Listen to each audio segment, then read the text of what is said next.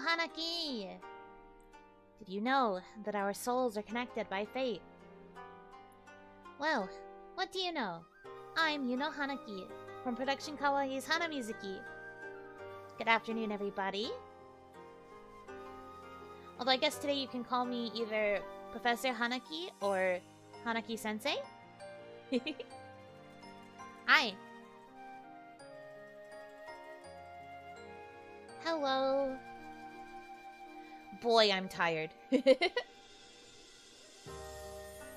I spent pretty much all of my time off of stream, like after I finished my morning stream. I spent like the whole time in between rushing to eat lunch, and then I worked really hard on this presentation. I had been doing my research on and off through the week, but getting the actual presentation together was something that I did today. So it's not like I totally rushed. Don't worry. But I did, like, work very hard to get all of this together for today. So as you can see, we have a blackboard with our presentation. I put everything together as best as I could. I get really nervous when I do, like, PowerPoint-style presentations, even if I am very comfortable with the subject I am talking about. So, please understand if I rush through things a little bit. I'm sorry in advance, but if you have any questions, feel free to bring them up in chat. I will be reading it as I go. So, I hope you will enjoy this. And hopefully, if you like streams like this, and you enjoy the things that we talk about here, I would love to do more streams like this with other games, or like anime, or movies, or like whatever else we happen to watch together. Well, other things we watch together where it makes sense to analyze it. Because sometimes when you watch something or you play something, it's like, what's it called? Sometimes it can be really obvious.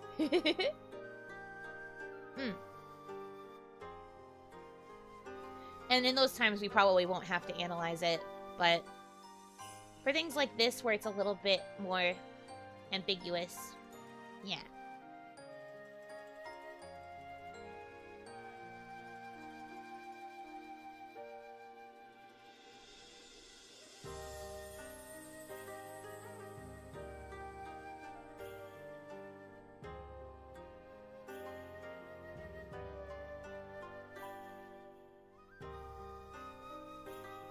Those streams are always fun. I've been really looking forward to this stream. I hope you enjoy it then. Like I said, I'm quite nervous, but I'm gonna do my best here. Okay. Whew. So, as discussed, we are going to be going over Detention, which was a game that I played this day last week. At like 7 today, so in like 3 hours from now, it will have been officially a week since I played it. So it's still pretty fresh in my memory. Alright. Whew. Let me just sip a little bit of water before we get started. Settle in, class. Get your notebooks ready.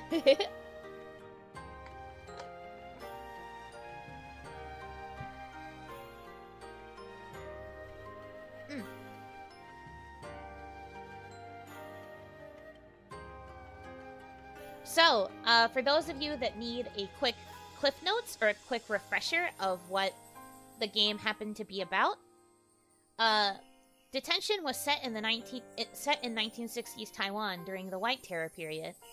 We have two protagonists. We have Wei and Rei. They were trapped in their remote school, Greenwood Academy, during a terrible storm. Actually, it was a typhoon. But the school ended up changing in a lot of disturbing ways, and it became haunted by lots of evil creatures and spirits, known as the Lingered. As the characters explore their environment together, sinister secrets are revealed about the dark past of the school and the characters themselves. If you want a longer version of what transpired... One second. I'll pull up my other notes, too. I forgot I had to pull that document up as well. But basically what went down was a little bit more focused on Rei than it was on Wei. But, basically we had two characters who were going to high school during a time period where information was being heavily censored and, it was being regulated by the government. Their school actually had a lot of people who had ties to the military, working there as staff.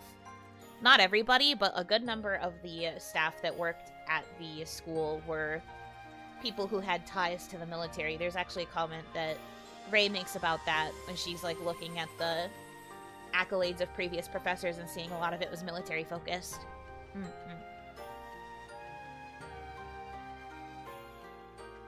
But during this time period where information was being heavily censored, they had a teacher, Miss Yin, who felt that the censorship was wrong.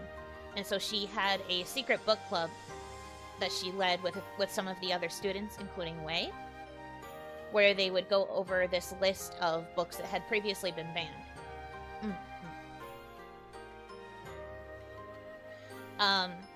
They were doing it in secret, nobody was allowed to know, and then there was another teacher, or, well, guidance counselor, who was involved, Mr. Chang, and he was a helper to Miss Yin and the students because he helped them get their books. He was basically the supplier of the illegal books for a while. And then he ended up getting tied up with Rei because they ended up forming a relationship, a secret relationship. But when Miss Yin found out, she tried to get Mr. Chang to cut it out because that would mean that Rei could get entangled in the book club, and that could get her into a lot of trouble, because if the book club got found out, then everybody would be arrested, or worse, executed. But basically, Rei overhears this conversation, and instead of thinking that it's about the book club, she assumes that it's because Miss Yin and Mr. Chang are in a relationship, and she gets jealous. So in order to get rid of Miss Yin, she convinces Wei to give her the book list. And then she reports it to an inspector who works at their school, who uses it to persecute everybody in the book club. Rei, at first, does feel quite guilty, but then she gets bullied by her other classmates because of these actions, too. And it leads to her, unaliving. The events of Detention take place within Rei's mind in particular, and it's her grappling with the guilt that she feels over causing this to happen to people that she cared about, particularly the fact that it happened to Mr. Chang because she was very deeply in love with him. Although it wasn't really love, it was probably more like trauma bonding, because both of them had gone through pretty traumatic things in their teen years. Well, Rei was still actively going through them because she was a teenager, but...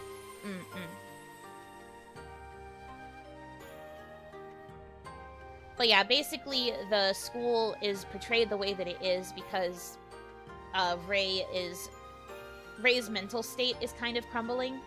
It's implied in the normal ending, which we didn't get because we only got the true ending. But in the true ending, or not the true ending, the normal ending, it's implied that this has been looping for quite some time, because the idea is that if Rei denies the truth, then the loop will just continue. She is handed a noose and basically can, like, restart the whole cycle of events again, because she's still in denial. This is her purgatory until she comes to accept the fact that she was guilty and accepts the sins that she committed. And it's been looping for quite some time now. Okay. Here's our cast of characters. They're laid out like this because I think it's funny looking. So from left to right, I suppose, we have Wei, So Wei is actually the protagonist, he's like the second protagonist, at least at first, because we play as him in the prologue. For reasons not necessarily explained, we play as him first. Which I kind of found really interesting, considering the majority of the game and like most of the events that happen are from Fang's POV, or Rei's. But yeah, the majority of the game actually takes place in Fang's subconscious, like her brain. More like a decoy protagonist. Yeah, I thought it was really interesting that we only played as Wei for a short period, but I guess it was kind of to like throw us off. To like make us think it was going to be more of a split protagonist deal. And then it wasn't. And we were like, gasp. Then we have the professor that Rei has the hots for, to the right of her there. That's Mr. Chang. Then at the bottom we have Miss Yin.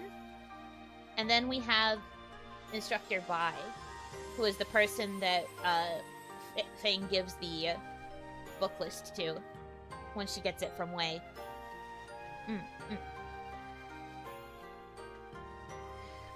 Miss Yin and Mr. Chang work together in the Secret Book Club. Wei is a member of the Secret Book Club. It's important to note that Fang was never a member of the book club. She technically didn't even know it existed. Even when she overheard Miss Yin and Mr. Chang talking about their ties together, she never realized it was about the book club. She thought only Miss Yin was involved. So when she reports the book club and it also gets Mr. Chang in trouble, and Mr. Chang ends up being the one person who gets executed, it sends Fang spiraling.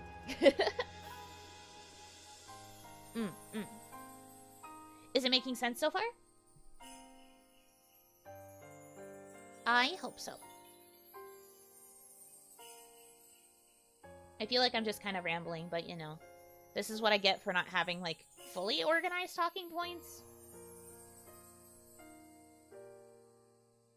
Yeah. Okay, sick. Love that for me. Okay. So, one of the main reasons that I was recommended this game by management is because it is labeled an atmospheric horror. I thought it would be important to bring up what atmospheric horror itself really means in order to, like, better understand the game as a whole and, like, where it was going and stuff like that. So, the definition that I found for atmospheric horror is that it provides a pervading sense of often existential unease, a grip of fright, or a pervasion of moodiness. I think that Detention does fit the description of atmospheric horror, even though it does have a lot of jump scares, too. The reason that something is considered an atmospheric horror is because everything about it is scary in terms of, like, atmosphere and vibe, without having to be super in-your-face about it. I actually found that a lot of 50s and 60s movies were considered atmospheric horror, which is interesting because this game does take place in 1960s Taiwan. So, Detention utilizes the idea of being an atmospheric horror through the sound design, which was something we all commented on when we were playing the game. We thought it really interesting that the music had that kind of, like, spooky tone to it. Sometimes the music would cut out completely and it would just be the sound effects. The sound effects were also quite creepy. It had a really, like, nice way of balancing the sound and, like, making it feel a little bit surround sound, where it felt like things were happening all around you and you could hear the noises really well. The noises of the spirits were also quite scary. But yeah, the idea is that the ambiance in itself is meant to be scary. With, like, other horror things, it focuses more on being, like, super high tension and, like, high speed, but Detention actually took things rather slowly, in my opinion, which I thought was good. But because it was moving at a bit of a slow pace, that's what led to the whole atmosphere leaving you on edge. Stupid lantern dude, so true. L+ ratio to that guy. I also thought that the monotone coloring was also kind of what was lending the atmospheric horror vibe, too. I pointed it out during the game as well, but, like, besides a few shocks of color, like a little bit of jade or gold to match Ray's jade pendant, and then we also had the red, of course, when they first went outside and saw the red river that was blocking them from being able to leave the school. And then we had that one moment of, like, the psychedelic color to symbolize when Fang left town to go be with the counselor. Because, like, you know, that meant that life was, like, exciting and new for the first time, and she was finally able to, like, see the world in color.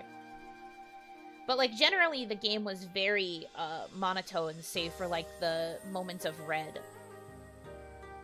Colors are very symbolic in games a lot of the time, or just, like, media in general. Mentioning color usually means, like, something important. So then you have to look into, like, the meaning of colors and what it could have possibly been implying at the time, too.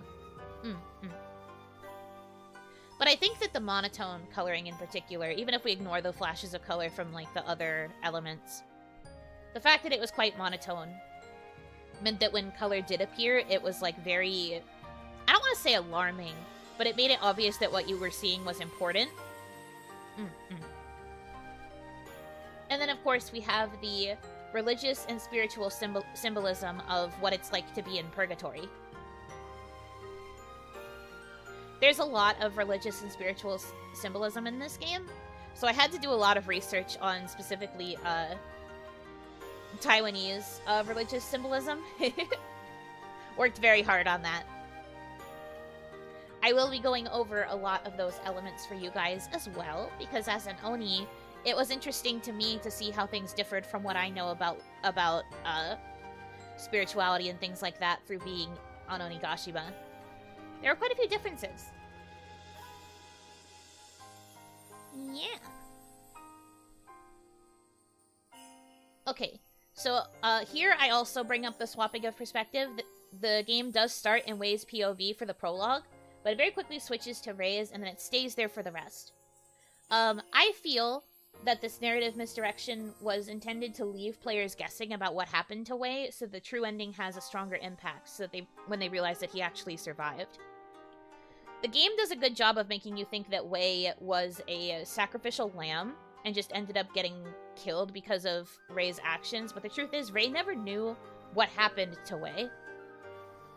She unalived before ever finding out, because as far as she knew, he was arrested, and probably would have been also executed.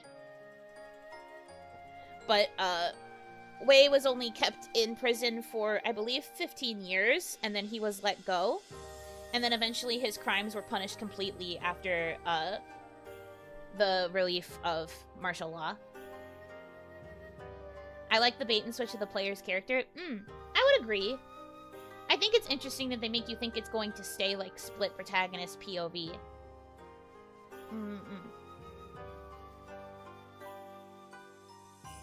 Only 15 years. Okay, I do understand what you're saying there, but, hold on, let me make sure it actually was 15. I feel like I'm saying the wrong number.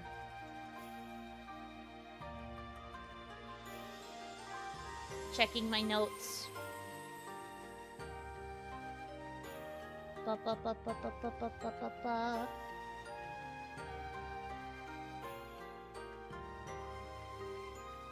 Anyway, the point is, Rei never really knew that he was released and that he was, like, eventually pardoned.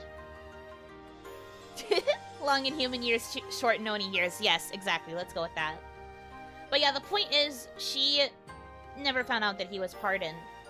So she probably also assumed that he perished alongside the other members of the club that she knew were arrested.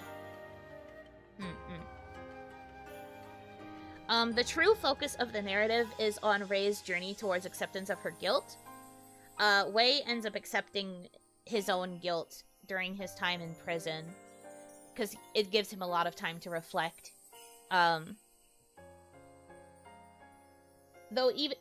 it's important to note that he's not necessarily, like, super guilty. I mean, it depends on your point of view, but I'm not really here to get into the politics of that side of things.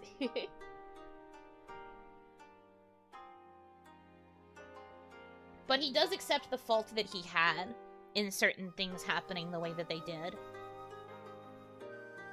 And he's able to take responsibility in his own way, and he also mourns the loss of innocence.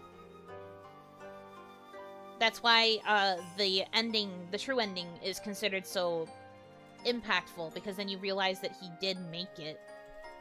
Even though we spent most of the game thinking that he was one of the innocent people that just got caught up in, persecuted because of Rei's actions. Okay. I'm not going to be talking too much about the White Terror, but I feel like it's important to bring up for the sake of context. So, as I said, the game takes place during the period of time known as the White Terror, where martial law was enforced for 40 years. There was a lot of suppression of self-expression and freedom of speech. So that's why we had things like the rules against gambling and the rules against, with the banned books. Miss Yin did not believe in censorship, so she wanted to make sure that the students were still being educated with books that she felt like would help them. And then, like I said, Mr. Chang was kind of the book supplier. He knew where to get these banned books, at least until the laws started cracking down more and more. On top of Miss Yin not liking that Mr. Chang was literally dating a student, one of the other reasons she was super against their relationship was because Fang was not involved with the book club. And if their relationship got out, and then also people found out about the secret book club, it could lead to Fang getting into trouble even though she herself was not involved. And that was the primary reason why Mr. Chang decided to end their relationship. He cuts it off on the premise that she no longer needs counseling because her grades have improved, but it's actually because he doesn't want her to get hurt by being involved with him and tangentially the book club.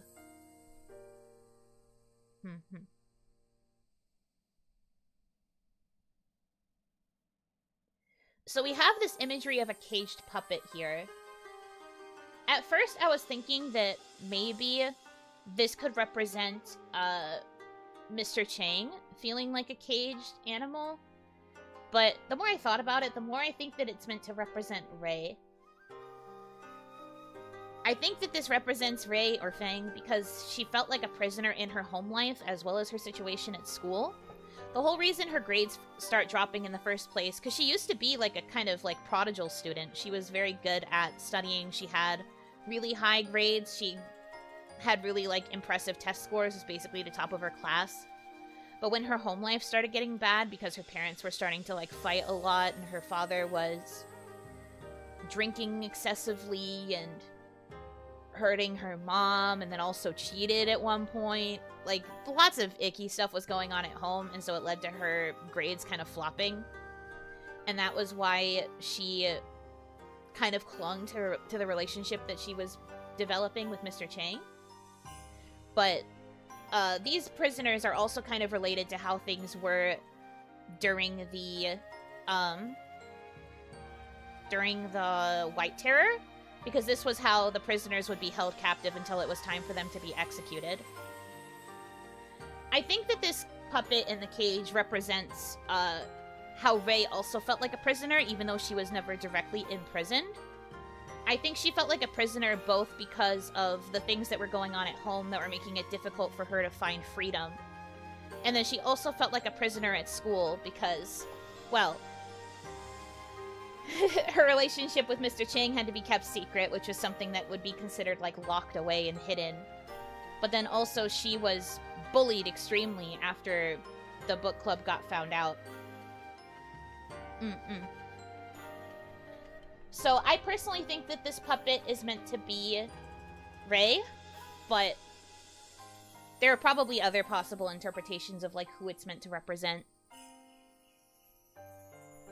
But I think this is how Rei feels about herself. I think that she felt that she was caged in a lot of ways.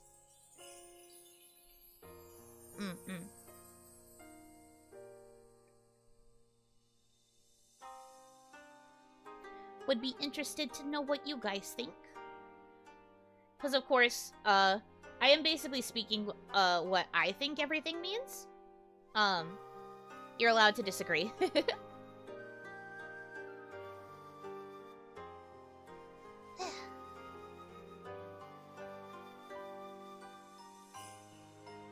Okay. So on to more of the religious aspects. Like I said, I did a lot of research on this. It could be a representation of how most people felt during that time, restricted and heavily punished. That's true. But I think because of where the puppets were used, because we had to find puppets to put in that special puppet show that, like, retold the events that happened based on Fang's actions, I think that the puppets were supposed to represent, like, specific people. Because we had the puppet that was hung by the noose, which we are to assume is probably Wei. And then we had a puppet to represent the inspector. And then I think the third puppet was meant to be Rei, personally. I don't think it's meant to be general. I suppose you could also see it as like an external layer of also being a general idea of how people were feeling, but me personally, I do think it was supposed to represent a character. That's why I also thought it could potentially be Mr. Chang, because we actually see the scene of Mr. Chang being executed. So it could have been meant to represent him too. Okay, so when they go outside for the first time, or specifically when Fang goes outside for the first time, we go past this like small shrine that has the candles. So these small shrines are commonplace in Taiwan. They often only represent one god, and it's usually a well-known god of some sort that everybody worships, or it's like a local god that's specific to the area. You'll usually find red candles there that are lit as an offering. You can also find an incense burner. That's what you use when you want to pray directly to that god. And sometimes you can also find food offerings. This is similar to Shintoism in Japan, where it's believed that everything has a spirit or a deity.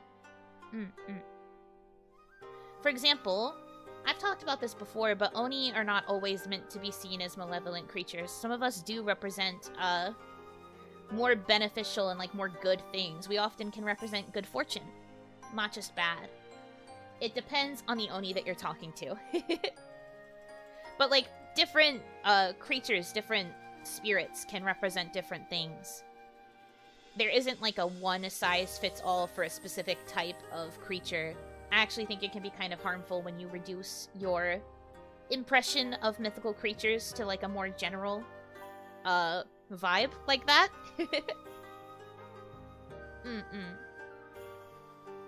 Because, you know, a lot of people also believe that Oni are representations of humans, of like sinners, where like if you sin a lot in your human life, you are reincarnated as an Oni because you sinned, and it's like a manifestation of like the rage that you felt during your human life.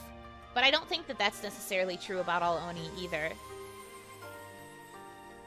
But like everything has its own like patron spirit or patron deity. At least in Onigashima. We could represent all kinds of stuff, good and bad.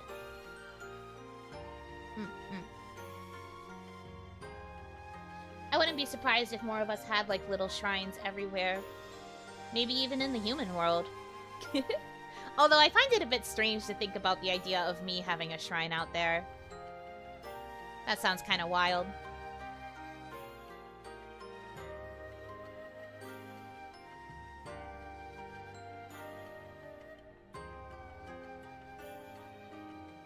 Okay.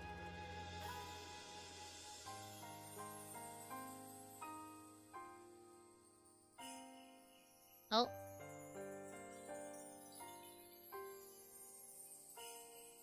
Is my slideshow not working? Focus, please. Whoa, why did it skip? My goodness. The best complete way to view things is learning the culture behind it and how the mythology relates to that culture. Is this a bad time to mention my Yuno shrine? Never a bad time. I do appreciate the idea of having a shrine. Yeah, I don't know why my PowerPoint skipped. That's embarrassing. Work with me. Anyways. Yeah. So, the Lingered. The lingered are spirits of former humans who are left roaming the earth.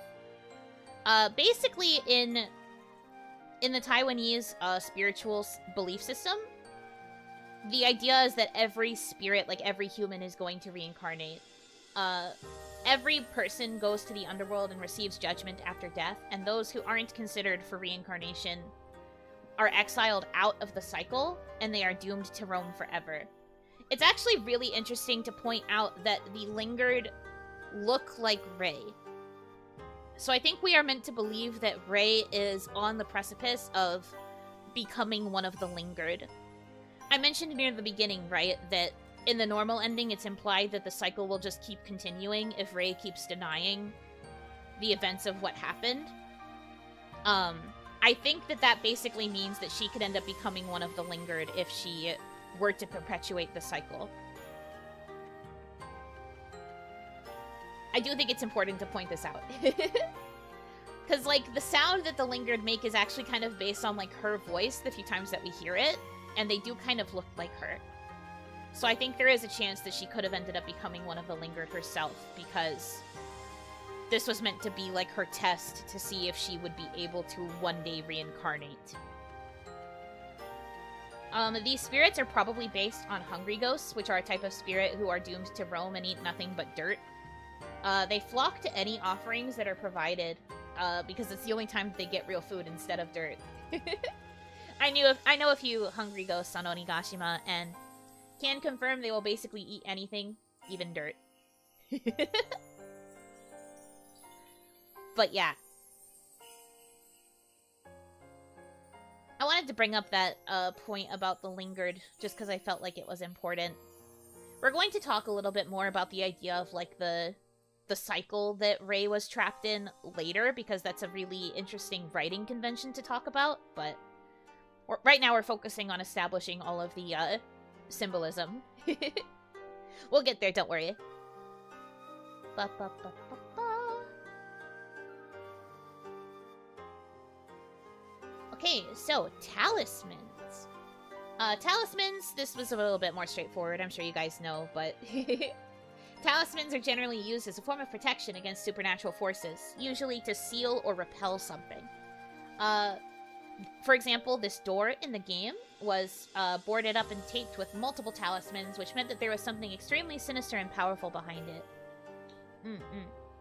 The more dangerous and powerful the entity is, the more talismans are used. Interestingly, I was quite surprised to see that the talismans in this game were yellow, because in Japan, most talismans like this are in white. I didn't really bring it up while we were playing because I was a bit too scared. But I thought it was interesting that they were yellow. I always knew them to be white. Until you mentioned it, I wouldn't have had any idea it was a cycle she was living through. That's because we only would have seen it if we had gotten the normal ending. Since we got the true ending, we kind of got her kind of breaking the cycle. That's a thing I'm going to be bringing up later, too, because I'm not entirely sure about that. But, yeah, if we had gotten the normal ending and we had chosen to stay in denial, the characters would have materialized in front of her and been like, this cycle is going to keep continuing. You're not going to be able to, like, stop going through this. And she would just be like, yeah, okay. And then keep going through it. Like, she would literally go back to the stage where we first found her at the beginning of the game and basically, like, set up that whole scene for herself again.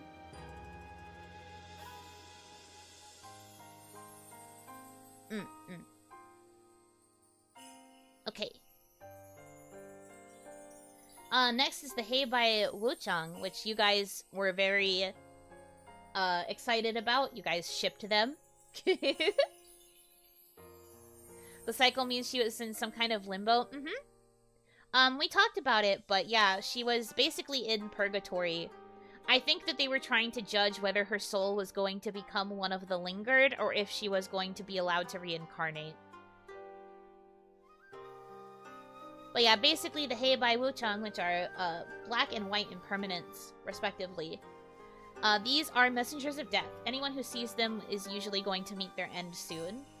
They've also allegedly been worshipped as deities, and many believe that worshipping them will lead to fortune. They may not look the best, but they're not malevolent. They will judge fairly and they answer people's calls based on the kind of person that they are. So basically, if they think that you are good of heart, and if you are a person who is good of heart, they will answer you and they will, like, speak to you truthfully. They are not cruel.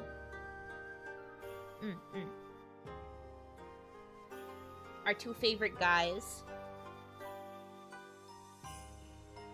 They're also allegedly total dude bros. Yes, of course, obviously.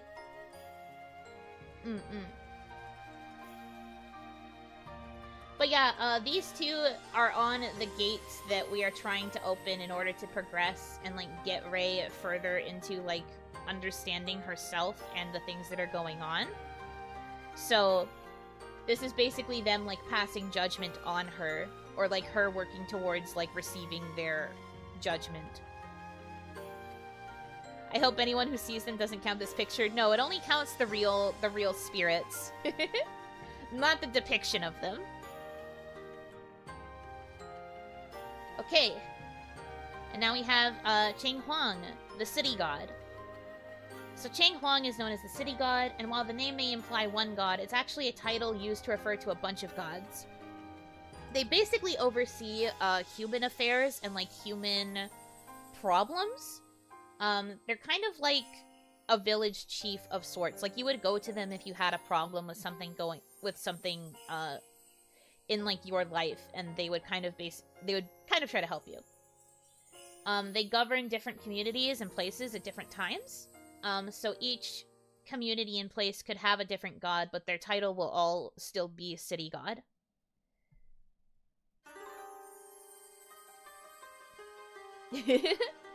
So, in the game, Fang, like, near the end, Fang interacts with this, Cheng Huang, and she's, like, asking it questions about her life, and the way that she does that is through moon blocks. Sorry if this slide's a little bit hard to read, but it's basically a picture of the moon blocks from the game. These items form a crescent moon when they're put together, that's why they're called moon blocks. And they're regularly used when you seek guidance from gods. So for both blocks, one side is round and the other is flat. You inform the gods that you would like their guidance, and then you ask a question before throwing the blocks on the floor.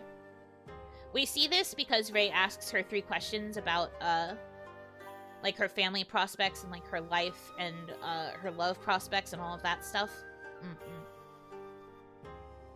If one block lands on its flat surface and the other on its round surface, the answer is yes. If both sides are round, then it's a straight no. And if both sides are flat, then that means the gods are laughing. The laugh can be interpreted kind of differently based on context, because there's a chance that they're just laughing because they didn't understand the question. But in most cases, it still means no. And the reason they're laughing is because they know that you know the answer. So they're laughing because they don't understand why you would even ask that. That happens to Rei a few times. They specifically laugh at her when she asks about... Hold on, I have to pull up my notes for this. They specifically laugh at her when she asks about her parents reconciling. And if she would ever be able to live the life that she wanted. They laugh at her both times because they think that it's obvious that she will not get to live her life, and they also think that it's obvious that her parents are not going to be able to reconcile. Especially considering, if you, like, actually talk to the parents and, like, kind of do a little bit of digging during those scenes in Chapter 3, you find out that there was a point where, Fang's mom could report, her husband to the secret police and basically got him arrested, and she was, like, very happy about the fact that she could get rid of him.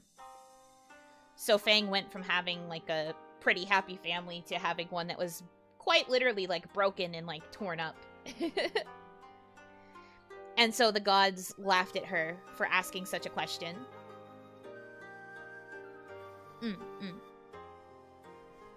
But that's basically what the symbolism of the moon blocks means.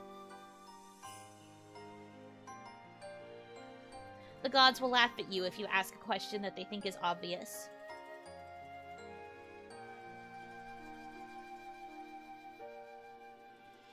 Okay. This is the last slide, because this is just my discussion questions, so we will be discussing the discussing questions. The fact that it's called the laughing answer feels so much harsher than just them rejecting them. Yeah, so that means there's 3 possible answers you could get. The yes, the no, and just the laughing. It was never a case where the gods were laughing at her because they didn't understand. They knew very well what she was asking. And they laughed at her for even wanting to ask it in the first place. But that's because, at that point, Fang was still in quite a bit of denial about what had been going on, like what was transpiring.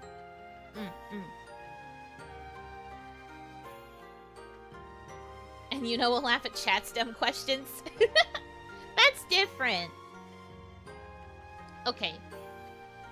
So, when I was putting all of this together, there were several questions that came to my head.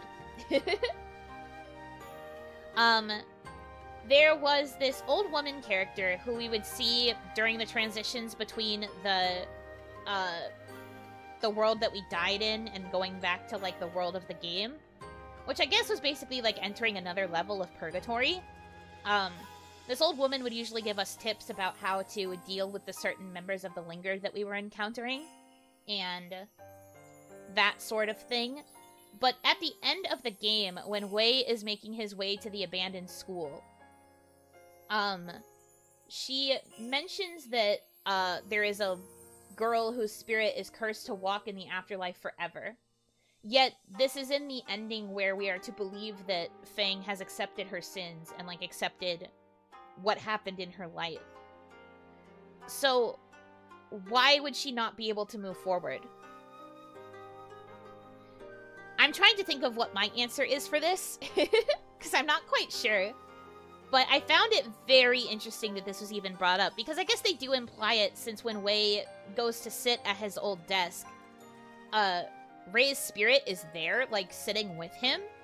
They obviously can't see each other because Wei is alive and Fang is dead, but I found it very interesting that we have this implication that she's still going to be in purgatory, even though she has accepted what happened. I was kind of wondering why.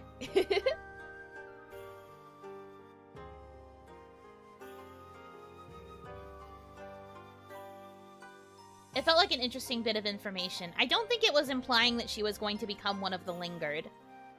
But I think it means that her soul is still, like, intrinsically tied to the school because of the events that happened. Because when she unalived, she went to the school rooftop and jumped off. That's why we had that shot near the end when she went to the roof and then saw, like, a girl jump. That was meant to be her. She ended up jumping because the pressure she was facing at school and at home was just too much to bear. Yeah. Quite depressing to bring up as I am literally bringing it up. That's why I'm here. Teehee. But I suppose it's possible. It could mean that her soul is going to stay tied to the school forever because of the weight that she is still carrying. I think even with the acknowledgement, it is still quite possible that she is not going to be able to leave the school because of what happened.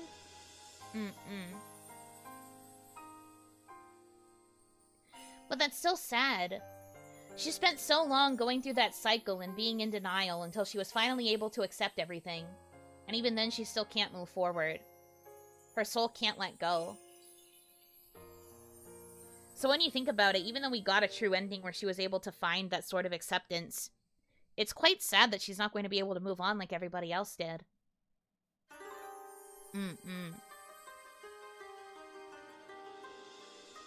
I think that's fair.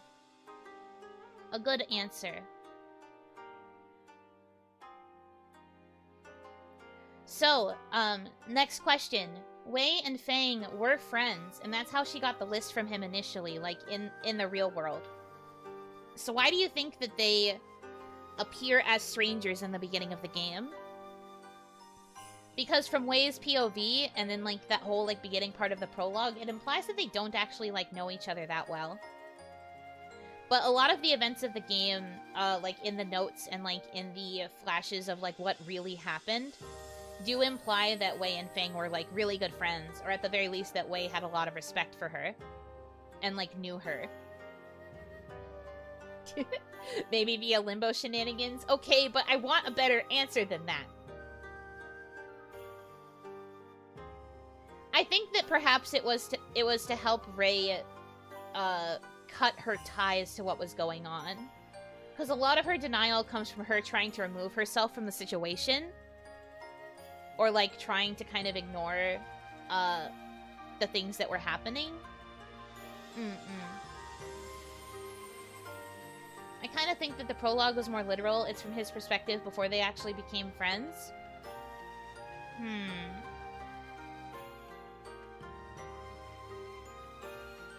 That's interesting. I don't know if I agree with that take, but that's definitely interesting. I never thought about it like that. But if we believe that the prologue was meant to be more literal, then when did it take place? When would it take place within the timeline? There's no specific indication that the events followed a chronological time frame. I guess so. But we are supposed to believe that Wei disappeared after he had promised Fang that he was going to come back. And then he didn't. It starts with the whole typhoon thing, so it kind of makes sense. My thought is that it is based on like the real life events, but I think it's based on when Wei was called away by the officers to get arrested. I think the reason he disappeared into the Black Void was because that was when he got arrested. And so when he never came back, that was kind of what sent Fang spiraling down into this, like, pool of denial.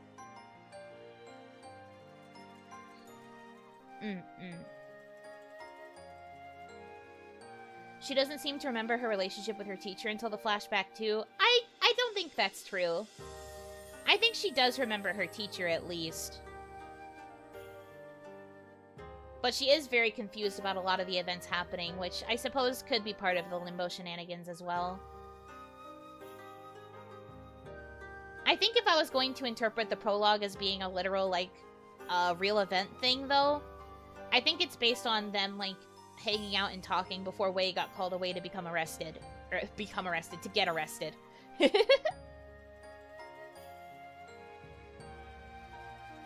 If the whole thing is symbolic, then the prologue, despite not being from Fang's POV, could have been a projection? Perhaps. I think it could go either way. It's hard to say, really. But that's why it's interesting to think about.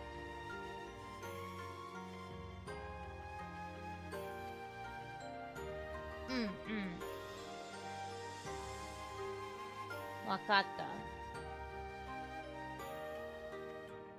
Okay. Next question. So when I was doing research, I found out that the lantern spirits don't actually exist in Taiwanese folklore. So what do we think their significance is? Why the hell are they here then?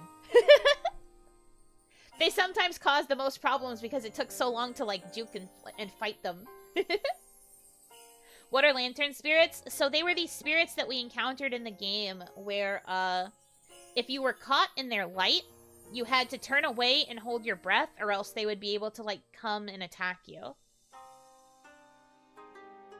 I found it very interesting that lantern spirits didn't actually exist, and they were, like, just, like, a different type of folklore that was pulled from for the sake of the game.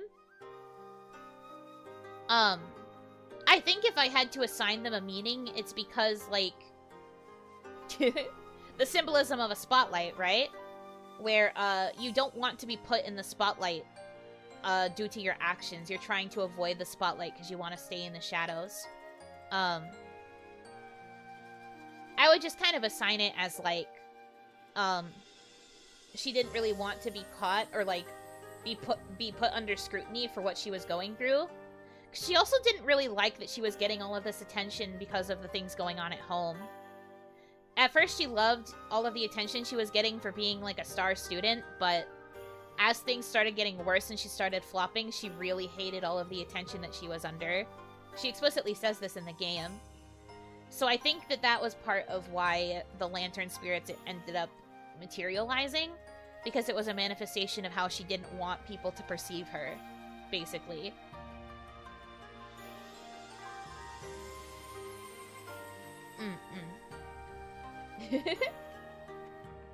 If you're lingering around, perhaps the light lures you in, only to reveal danger. That's true!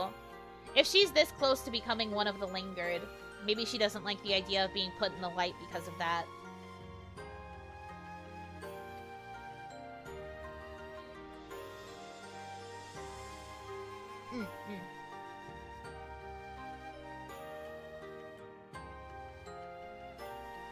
Okay, this is less a question and more just an observation that I had. But, movies, music, and the radio all came up as elements of puzzles to solve in Chapter 3. They were used quite often. So I think we could assume that Rei often relied on them as a form of escape during difficult parts of her home life. I remember when I was playing and the songs would, like, start playing on the radio, there were some people in chat who were like, oh, this was a really popular song in the past, or like, oh, this is like a really trendy, like, radio thing, and stuff like that. So I think that, or like old trendy, I guess, like retro trendy, if that makes sense. So I think that we can assume that, like, these things were a form of escape for Rei. I wouldn't be surprised if she was one of those kids that had to, turn her radio up whenever she heard her parents fighting so she could try to ignore it. And then we had, like, the whole music puzzle with the piano. She had to remember how to, like, play those piano keys in order to unlock the cage that had the puppet in it. And then movies, we both had that thing where we had to change out the movie that was playing on screen so it wasn't political propaganda anymore. And then also, that date that she went on with Mr. Chang was in a movie theater that was, like, in, like, the big city. No, Fang wasn't in the book club. She was, like, explicitly not in it. Wei was, but Fang was not.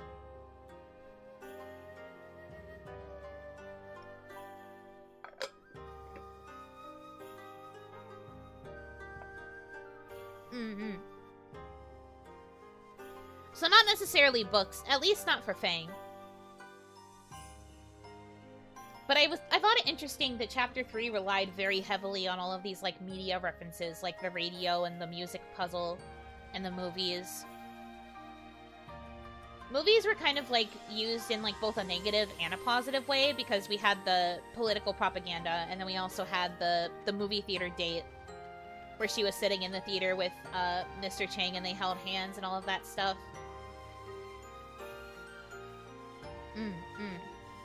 So she definitely saw them as, like, both an escape and also, like, a weapon used against her, especially with all that propaganda.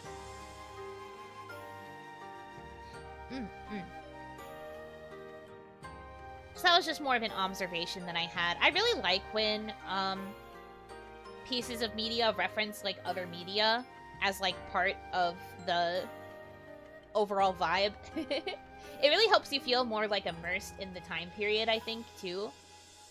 And it is quite relatable, as was said in chat prior. Okay. So daffodils. I thought it was really interesting that the flower that was in, like, the flower bed in front of their classroom was a daffodil. I also thought it was interesting that there was only one growing. So I looked up the meaning of daffodils. Because if there's something that you need to know about symbolism, colors are important, and also flowers are important. Daffodil are usually associated with rebirth and new beginnings, which is very interesting in regards to, like, both Wei and Rei's story. I think they actually both have, like, different reactions to the daffodil growing, or the fact that it's only the one daffodil. I can't remember what it was offhand, but I know that they both react to it differently.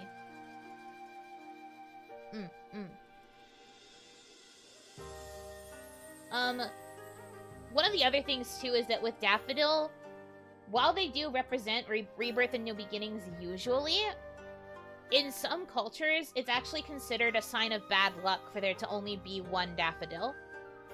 Usually, if you want to present someone daffodils, you have to present them in a big group. You have to present them in, like, a bouquet. Because if you're giving someone only one daffodil, then that's, like, kind of a bad omen. So, the daffodil that's growing in the flower bed outside the classroom, do you think we should take it as a sign of good things to come with the rebirth and breaking of the cycle? Or should we take it as a bad omen?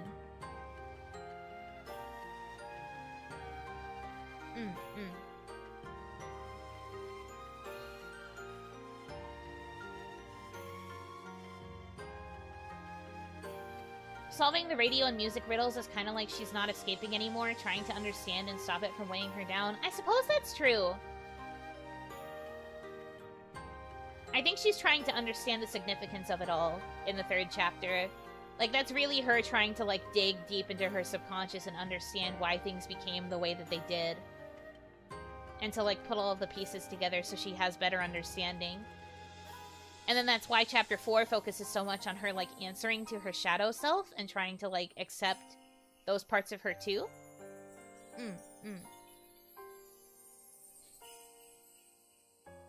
Probably a good omen if it's about reincarnation and she's outside that cycle. The thing is, she's still, like, in the cycle when she encounters the daffodil.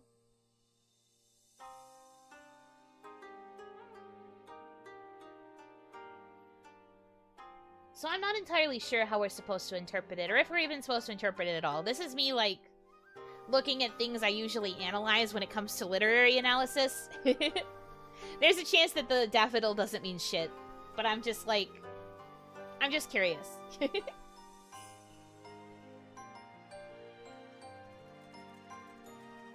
Does the flower have something to do with the ending you get? If not, then it's ambivalent and has both meanings at the same time. It doesn't really have anything to do with it, but there is, like, a note you can find in the flower bed. And, like, you get a better understanding of the story if you can collect all of the notes in the game. So I guess, like, kind of. Like, it has a little bit of a bearing on the story, but it doesn't influence the ending.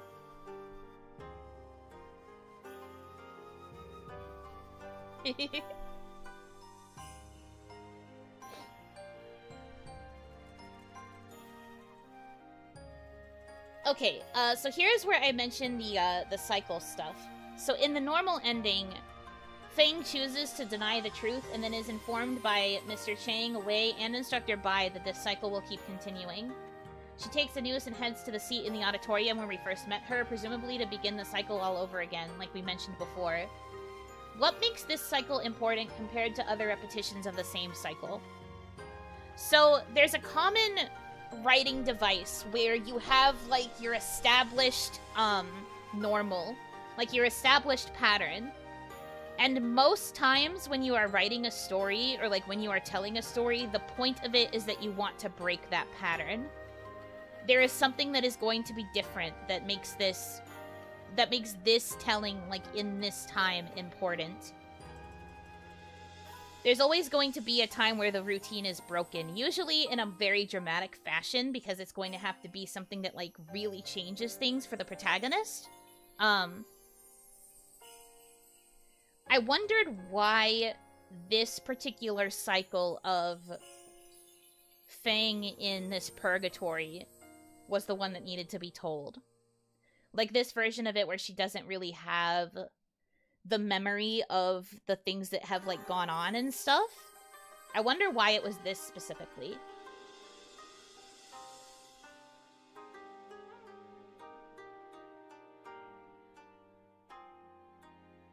The average day becomes a unique day, very common, especially after establishing the norm.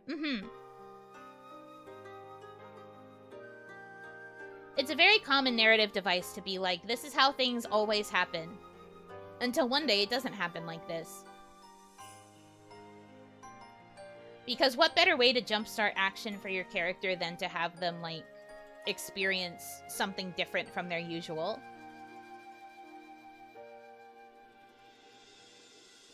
People sometimes leave a flower on a desk or the like of someone who passed away, so perhaps it's a lingering connection to the living world, even if she is lingering. I don't think so.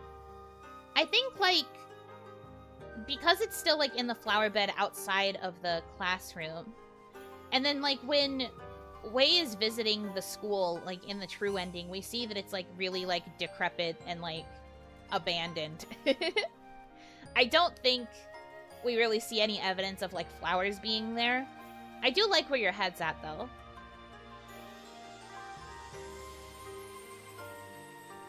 I think it's not supposed to be different. Since it's just the normal ending, I think you're meant to replay the game and get the true ending. That's where things are different.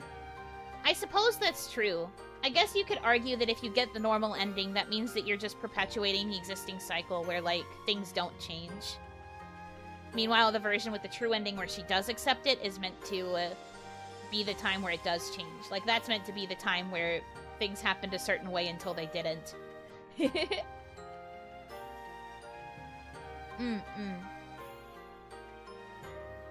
Maybe the standard ending is a hook to make the player try once more and ruin the established routine by getting the positive ending? That's true.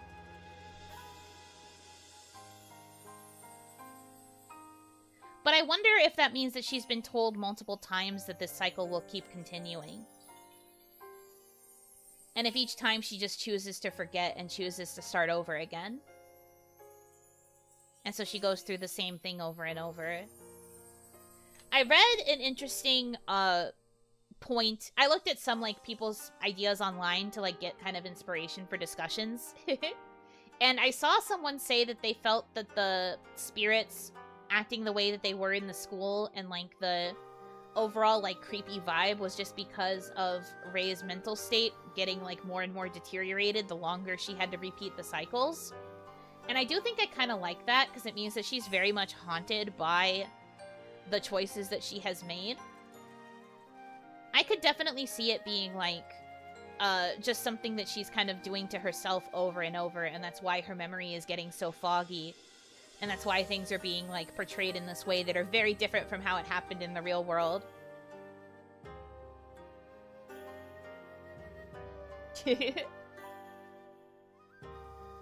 That's even worse that she's told it'll continue and she just handshakes it. I mean, when you're in denial, it's kind of like, it's hard to, like, really get yourself out of that cycle, especially if you want to believe that you're going to be okay.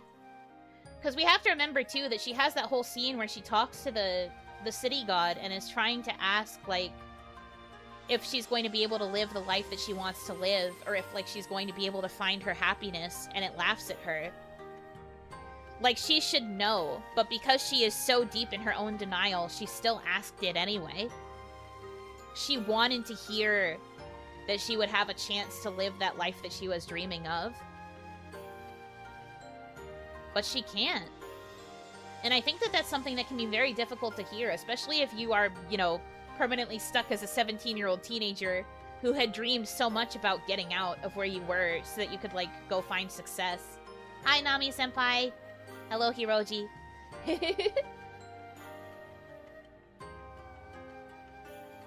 Like Insanity, trying the same thing over and over with the cycle and expecting a different outcome? Maybe not expecting a different outcome.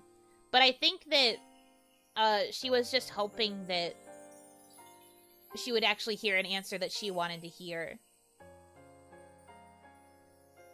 That's what I assume anyway.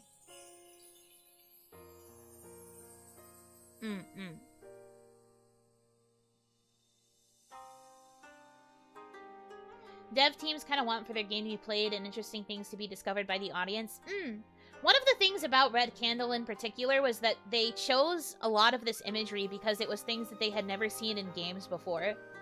They wanted to highlight, like, this side of, like, spiritual metaphors and stuff and, like, all this kind of symbolism because they had never seen it used in any other games up to that point. So I do think that they wanted new things to be discovered by the audience by focusing on an aspect of mythology that wasn't really touched on all that much. It is insanity if she's still doing the same things but hoping to still live the dream she wanted. And I mean, wouldn't you? Would you not also want to, like, reach for that dream that you really, really wanted, even though it's kind of hard for you to be able to get your hands on it? I can't necessarily blame her, personally. I think I also would have that, like, internal desire to, like, make something happen. Because, like, at this point, if we're going to talk about her being in denial, I don't think she has even realized that she has died. I don't think she realizes that she is the dead one. You know what I mean? Like, she's just in this purgatory place and doesn't really understand the weight of what is happening to her because she is in such denial about what happened and her hand in it.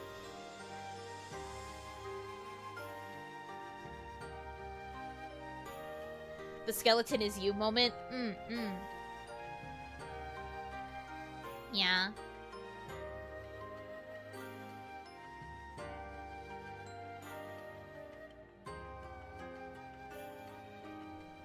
But yeah, it's a very common narrative element to do a thing where, like, this is the thing that always happens, but in this telling, this is where that routine breaks.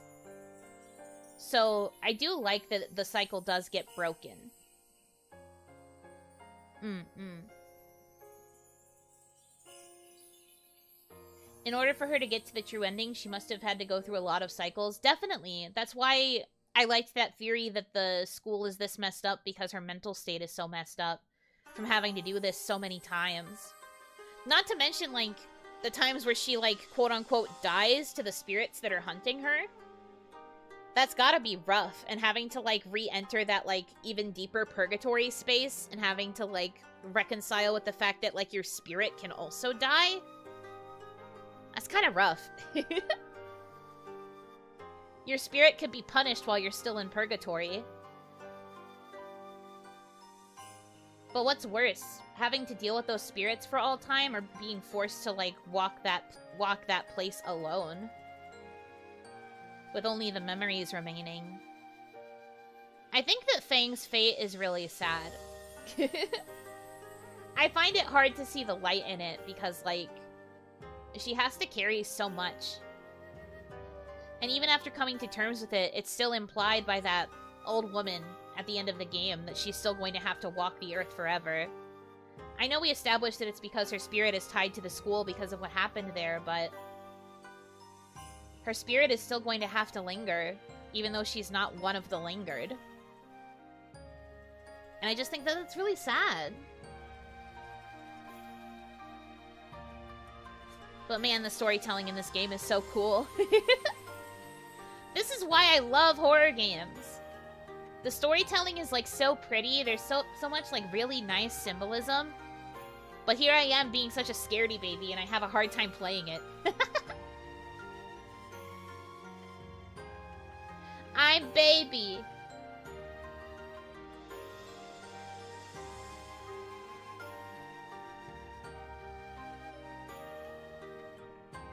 I have said that I like horror games before, specifically the storytelling. I just don't like having to actually play them in order to experience the story. The lore is fine when it's not you in the driver's seat? Yes. Yes, exactly. I don't like being in the driver's seat. I don't have a license anyway. Don't make me drive. Time to fill the schedule like it's Halloween all over again? No. I won't. Thanks, though. I do have plans, though. Devotion is one of the other games that this, developer released. I'm planning to play that next if I'm going to play another horror game. Big if. I don't know if it's going to happen anytime soon. Probably not. But if it does happen, it's going to be Devotion. But okay.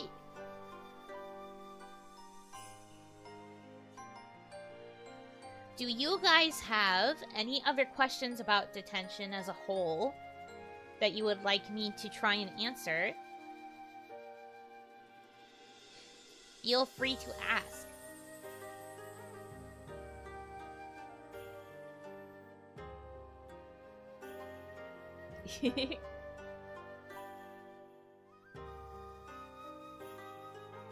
managed to make it go over an hour. I'm proud of myself. Here I was thinking that I was going to do all of it in under an hour, and I was going to be like, I don't know what else to talk about.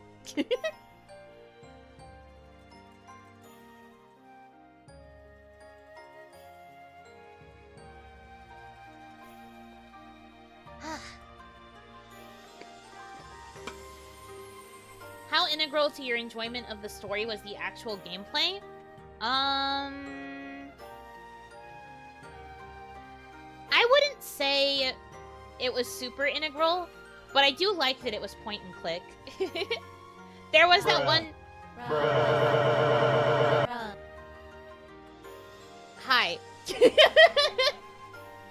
Pira with the $100 donation. Merry Christmas to the cutest Oni. Thank you for being here with us. Thank you! Thank you! Can we get some bras in the chat? Can I get some Yuno bras?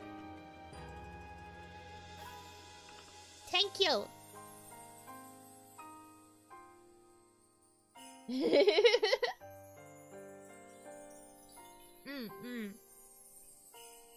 Thank you.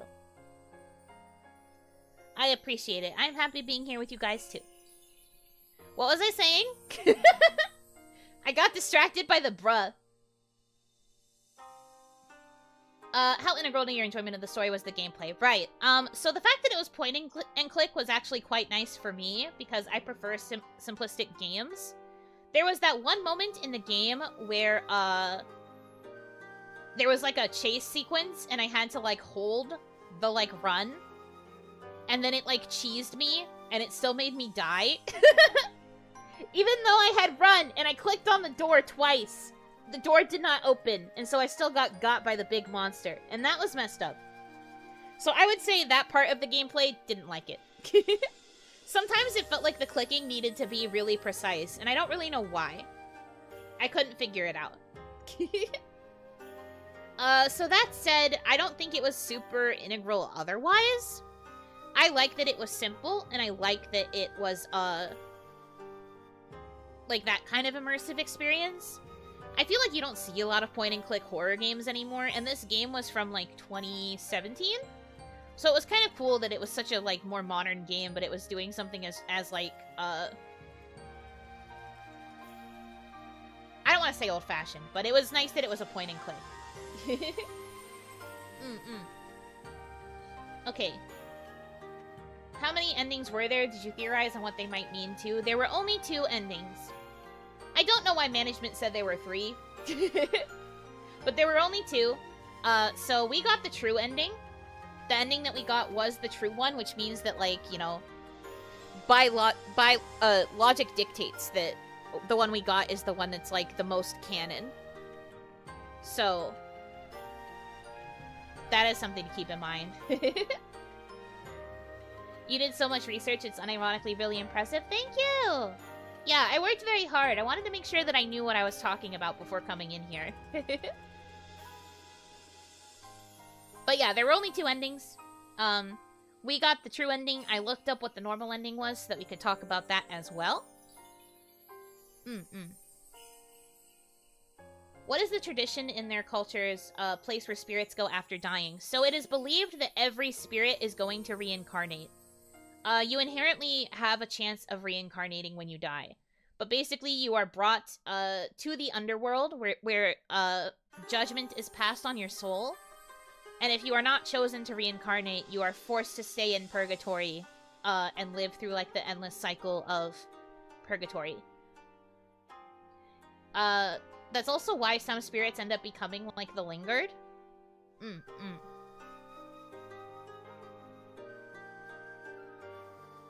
But yeah. Sorry for derailing. Oh, don't worry. It's okay.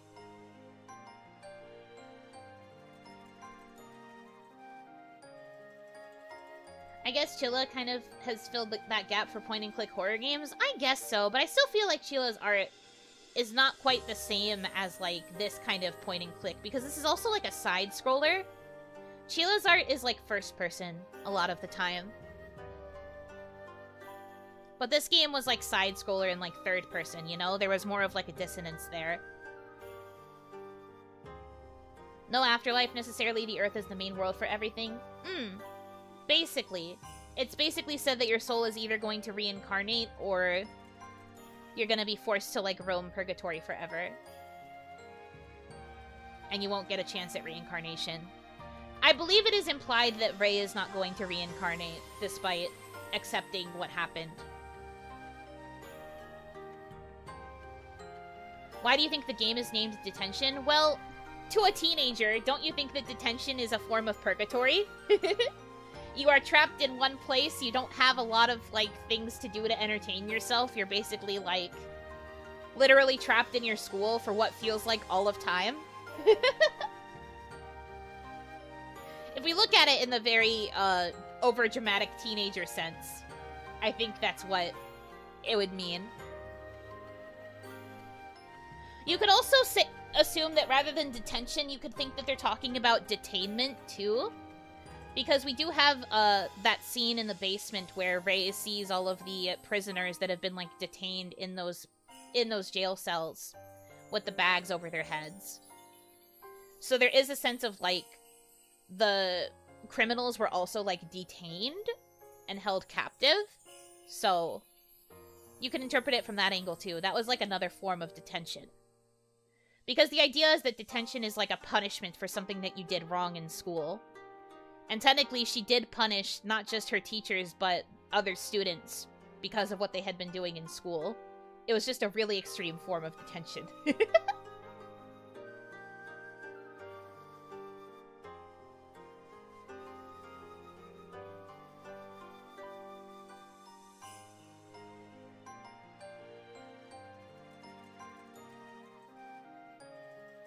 The lantern ghosts kind of looked like teachers or something, even if they had a sword. No, I don't think they looked like teachers.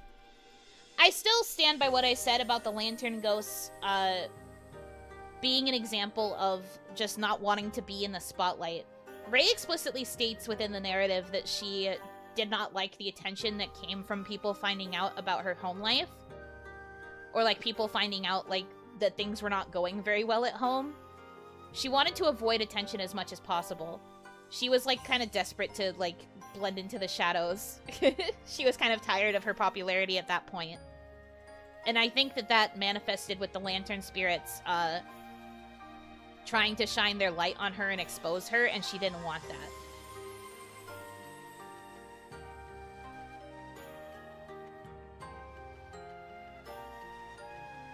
I don't necessarily think it was corporal punishment either. Because we already had Instructor Bai. Instructor Bai was, like, the representation of that. Like, the whole manifestation of, difficult teachers. That was Instructor Bai. And Instructor Bai was never portrayed as a monster. He was just portrayed as, like, a really scary guy that all of the students were afraid of.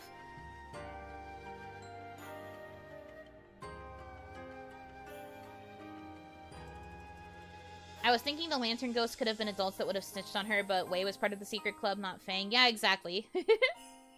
I appreciate the thought, but we have to remember that Wei was the only student that was in the book club. Fang personally was not. The only thing that Fang really did wrong was that she was having that relationship with her guidance counselor. She wasn't actually involved with the book club.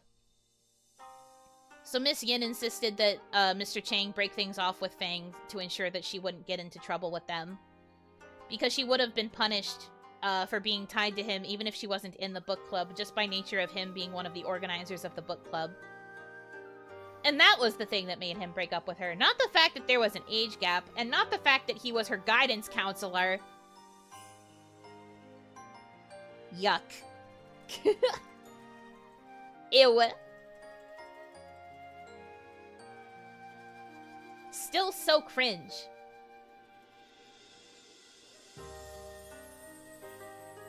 But whatever, I guess.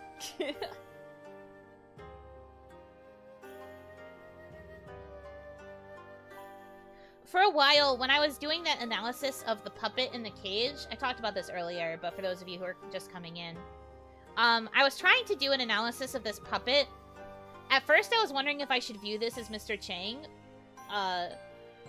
Because, like, we could interpret it as Rei wanting to, like, keep him locked up and, like, alter herself because, he was, like, her saving grace during, like, the most difficult parts of her life. And she kind of wanted to, like, keep him to herself, but at the same time, I don't think Mr. Chang ever saw himself as being caged.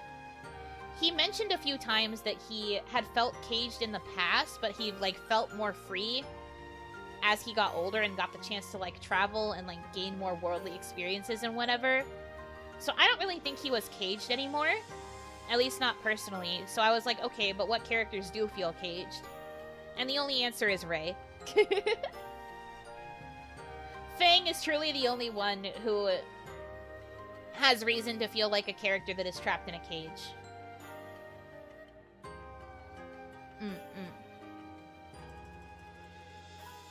Being in the spotlight is the only reasonable conclusion for the lantern dummies. Yeah, I think so too.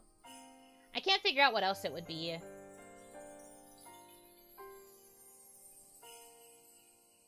Nothing wrong with that, though. I think it's cool that they had, like, their own type of spirit that was meant to, like, represent that side of what Fang was dealing with.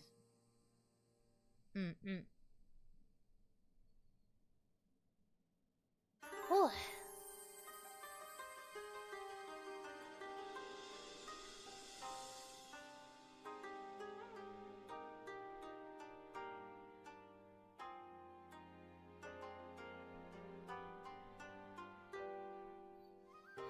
So yeah, do we have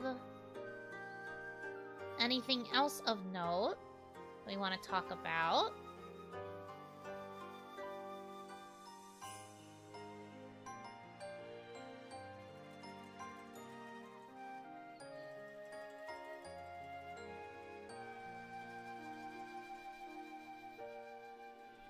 I'm trying to think if there's anything I feel like I missed. Oh, right, I didn't talk about what happened to Miss Yin at all. So Miss Yin was also supposed to be executed alongside Mr. Chang, but she was able to escape the country before the execution was going to take place. So she actually escaped. And she was, like, safe outside of Taiwan afterwards. But, like, I think the end of the game mentions that she still died at a kind of young age. But she had spent her whole life advocating for, like, freedom of speech and, like, pushing for, like, better education. And I think that, Wei actually ended up being the one to, like, bring her ashes back to the hometown because she had wanted her ashes to be spread there when she died.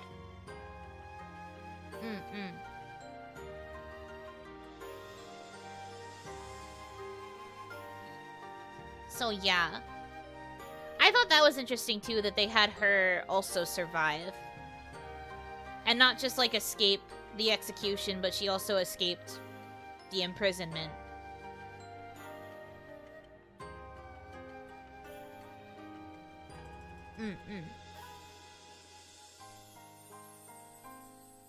I'm surprised that she would still want her ashes to be spread at her hometown, though. I suppose, like, you know, hometown spirits and all of that.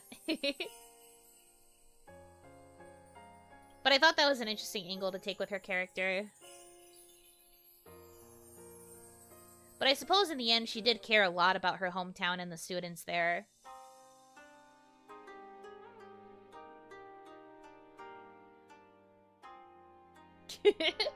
Oh, Seven's in the chat for Miss Yin. Always did her best.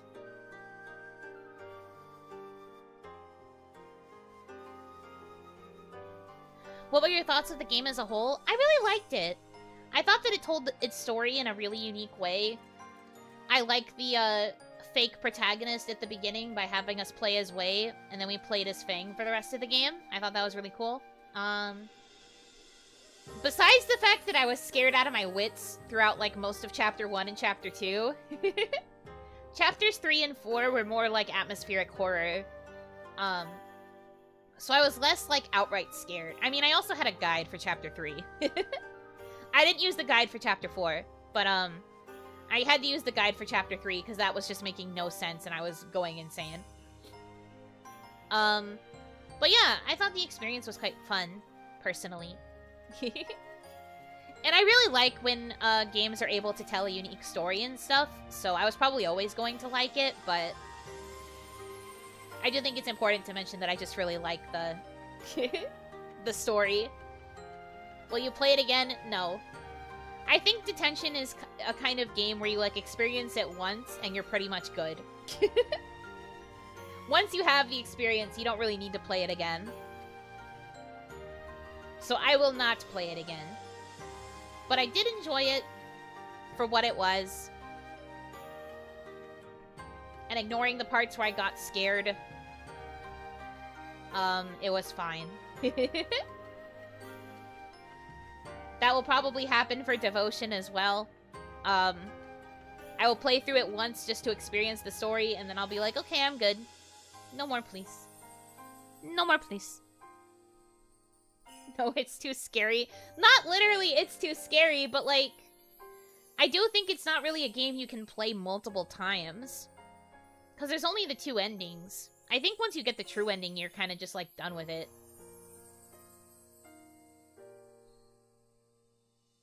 Me personally, anyway. I don't really see the value in playing through the game again. It's a one and done kind of deal. Yeah, I think so. And there's nothing wrong with that.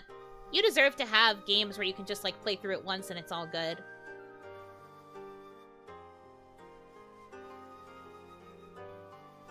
Even a decade later, she doesn't want to do it again because I had already experienced it. There's no point in doing it again.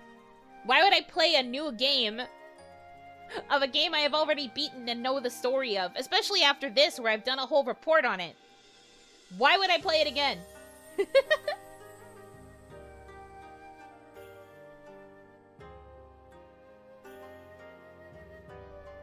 How's Detention? It's going good. We finished the, like, main discussion, so now I'm just answering questions about it.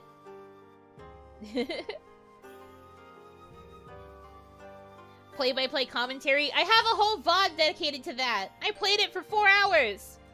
I missed my meeting to play the game. How dare you? For completionist's sake? Nah.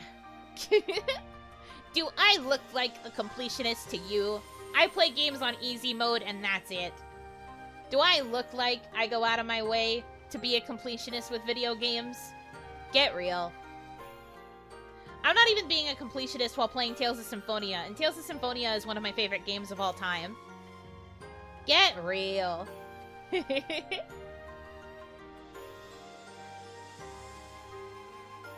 100% world record speedrun? No. Actually, I do wonder if there's any speedruns for this game. I have to see that now. Hold on. Detention 2017 speedrun. It does have a listing on speedrun.com. So the fastest time in the world on the PC version, any percent, is 47 minutes, 52 seconds. But that's with glitches. It says that it's glitched. I assume that means it's probably a glitch to, like, skip all the text. Because I think a lot of the text, is the reason why it would be hard to, like, get through it otherwise. In terms of glitchless runs, the fastest time was 54 minutes, 18 seconds.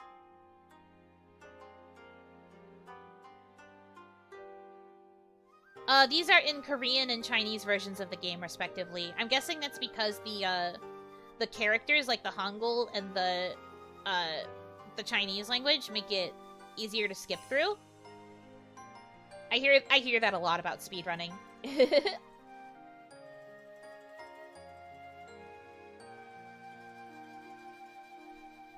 Any percent is with glitches? That's not true. On speedrun.com, it lists the difference between glitched and glitchless.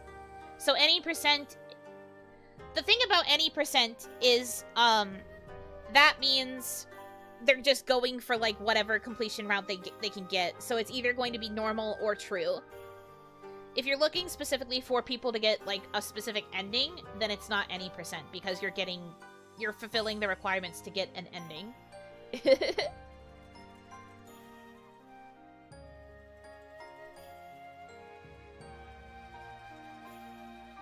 Do not come in here with your lies. I know quite a bit about speedrunning. Do not lie to me.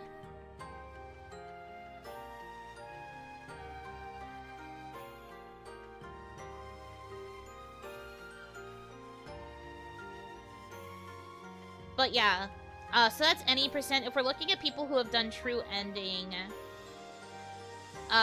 true ending was 52 minutes, 8 seconds, glitched. And then glitchless was 58 minutes, 59 seconds. So just under an hour. Buno has studied some of the deep magics. Yes, do not recite the deep magics to me. I was there when they were written. You gotta do the Arkham series 100% completionist endurance stream? No. Literally, I won't. That sounds like a terrible time. I do not care nearly enough about Batman to want to do a 100% completionist stream. In what universe? No. just no. No. I won't. You can't make me. I won't. What's next on the horror block? I said it already, but Red Candle also made this game called Devotion. So I'm pretty sure I want to play that one next if I play another horror game. 100% Tales of, then? I can't! Do you know how long that would take? That would literally take so long! You guys would hate me.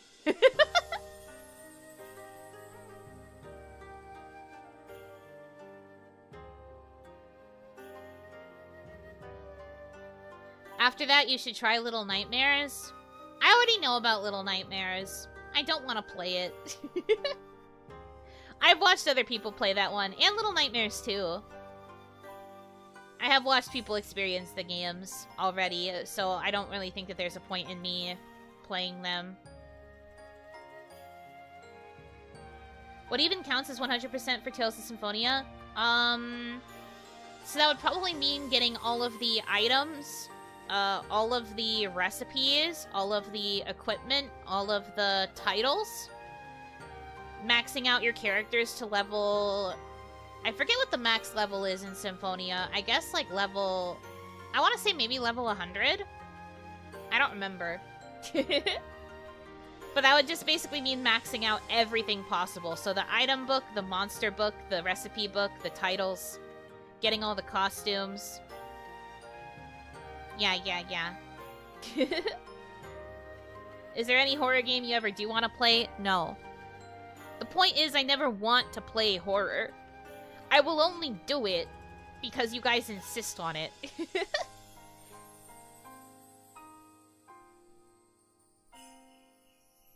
Never assume that I want to play horror. The whole reason I did this was because it was a management recommendation.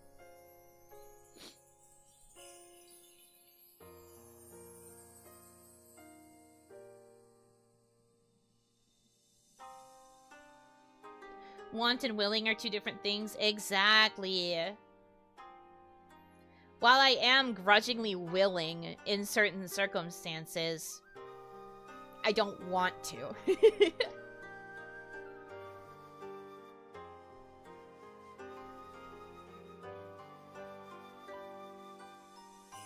I'm not playing Dead Space. I've already looked at that game and seen what it's about. I wouldn't like it. I won't.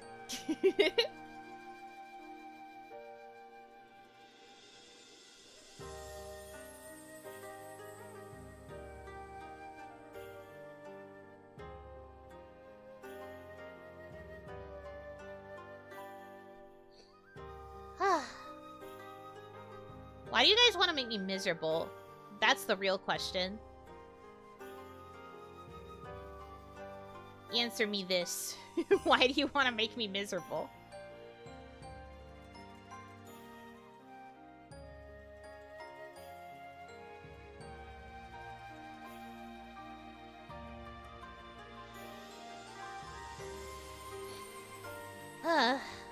Anyway, I'm gonna switch to the chatting screen, I think, because we're done with the slideshow. So we're gonna go over there.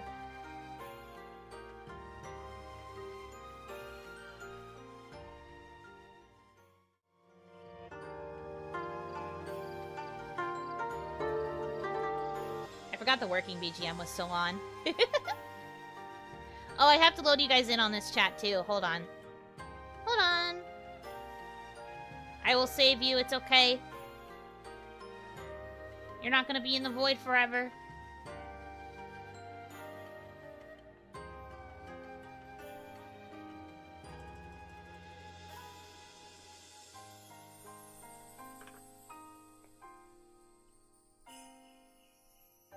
Scatter?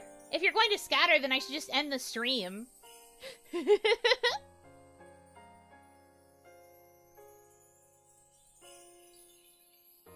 Do not scatter. If you scatter, I'm ending. Simple.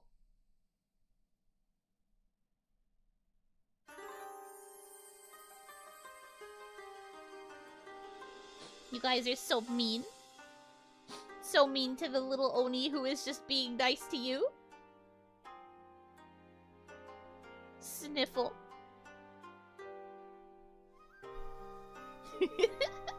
You can scatter and I'll enjoy my one-on-one stream with you, know.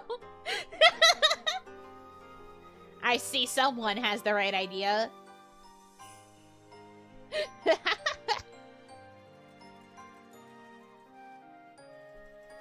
But yeah, I hope you guys enjoyed the Yunotebook. Oh, I'm still at my podium. Let me get rid of my podium.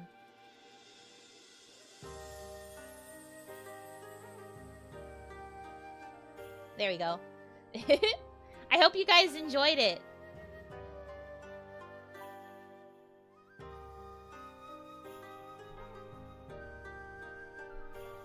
I would like to do more of these in the future if I can.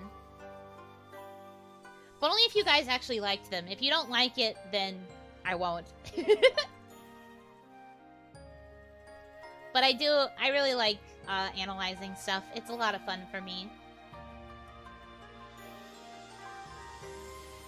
Oh, you guys liked it? Good. I want to take advantage of my love for literary analysis and do as much analysis as I can. Are we ending? No, not yet. Not yet, at least. The analyses make it easier to justify more horror. It doesn't have to be horror! I was saying this earlier, but I could also do analysis for, like,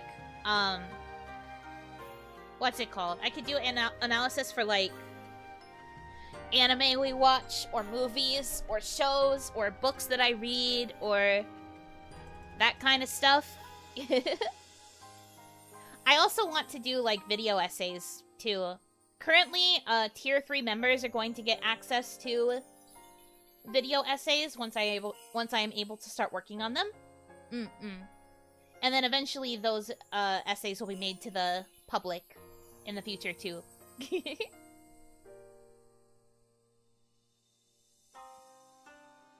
We gotta do a writing trope rating and discussion stream. There's so many tropes. That would be insane.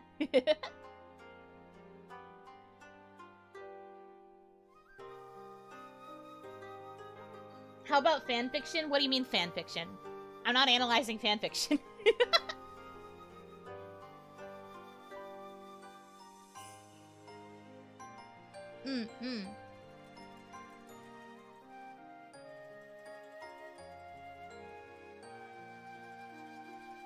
Analyze the Fate series? I don't know how to tell you, but I don't think anyone can fully analyze the Fate series. You need, like, a certain level of dedication. I think I would have to be doing research on that one for, like, 3 months.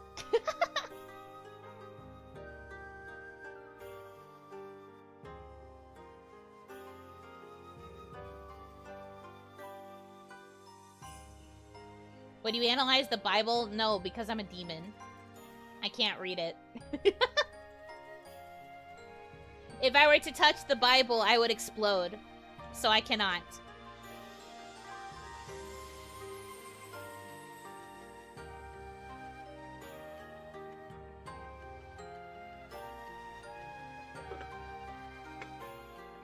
analyze the Tales series, like, as a whole? Well, I can't really do that until we play more of the games. We're still in the middle of Symphonia, and we'll be playing Symphonia for the near future.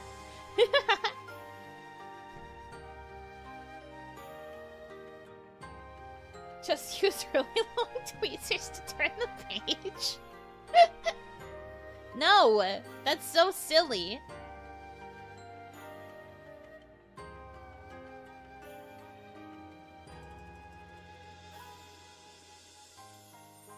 Play all the games, then in a decade we can do an analysis video. Oh, Lord.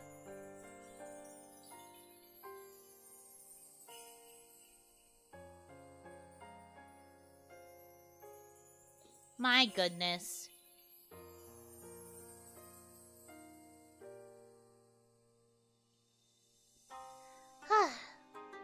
But yeah, I'm glad that you guys liked it, genuinely. Ignoring all of your meme responses about things we can analyze in the future. I do look forward to doing more analysis type streams, because I quite enjoy them. I'm like this whenever I like watch something or read something or play something in my head. I'm just like, oh wow, the symbolism, haha. So it's nice to like have a dedicated stream where I just dump all of those thoughts. I'm just like, bleh, here's all of my analysis. What do you mean, meme answers? I know meme answers. I know meme answers when I see them. I like the idea of playing short story games then analyzing them afterwards. That's fair. We could probably try something like that.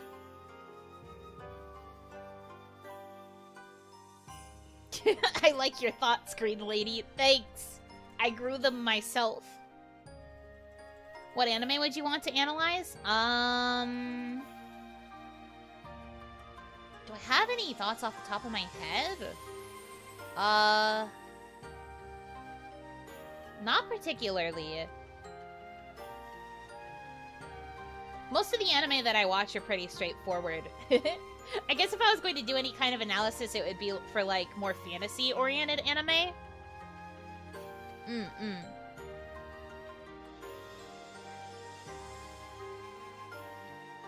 Let's analyze all of One Piece with Kaya. No. I'm not watching One Piece. I won't!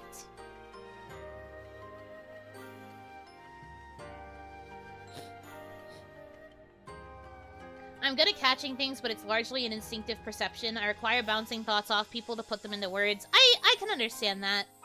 I am usually the one that people bounce their ideas off of.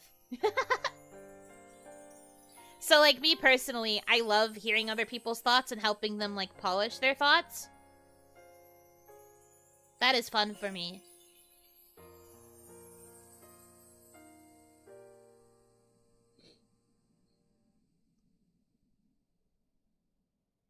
Is there any anime you've already analyzed you could share with us?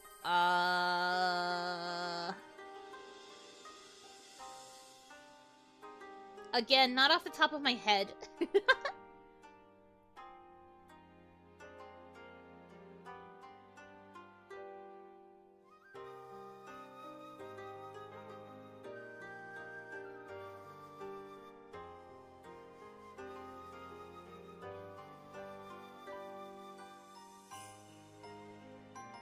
No, we need to do a Kaya analysis to find out why she is the way she is. Don't be mean. Kaya is a good girl and works very, very hard. She's fine. I know she has moments of being a bit weird and silly, but, like, it's not like she is a specimen that needs to be put under a microscope, you know? She's just a little silly. It's moon people things. For April Fools, you analyze your gen mates. If anything, it would be more like... You know those streams that some people do where they make, like, SCP descriptions of all of their friends? I wonder if I would just have to do something like that for everybody in kawaii.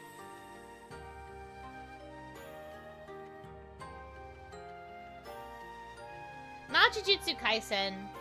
I've heard of Eminence in Shadow, but I don't really know what it's about.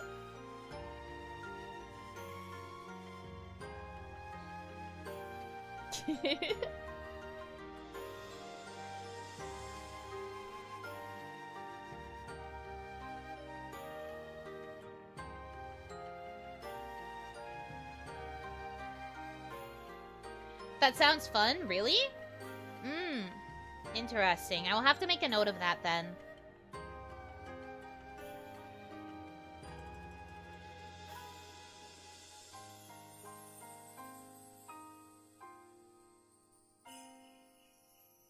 I don't really know a lot about SCP. I've seen other people do, like, I make SCP listings for my friends. So I wonder if I could also do it.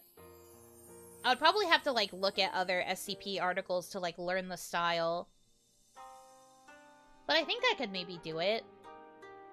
And then I would just have to take what I know about everybody's lore and use it to write their descriptions.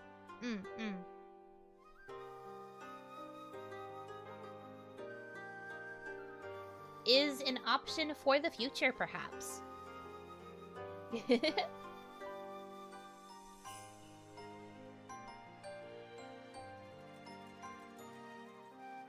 I like getting the opportunity to flex my creative writing muscle. You guys still haven't really seen my writing. I mean, my members have seen some of it. But, you guys haven't really gotten the chance to, like, see my writing. Unless you've, like, purchased Isla-sama's voice pack, or if you've purchased any of my voice packs, because I wrote those. So, like, I don't think you guys have ever really experienced, my writing at its full potential. So it could be really fun to showcase it by writing the SCP articles.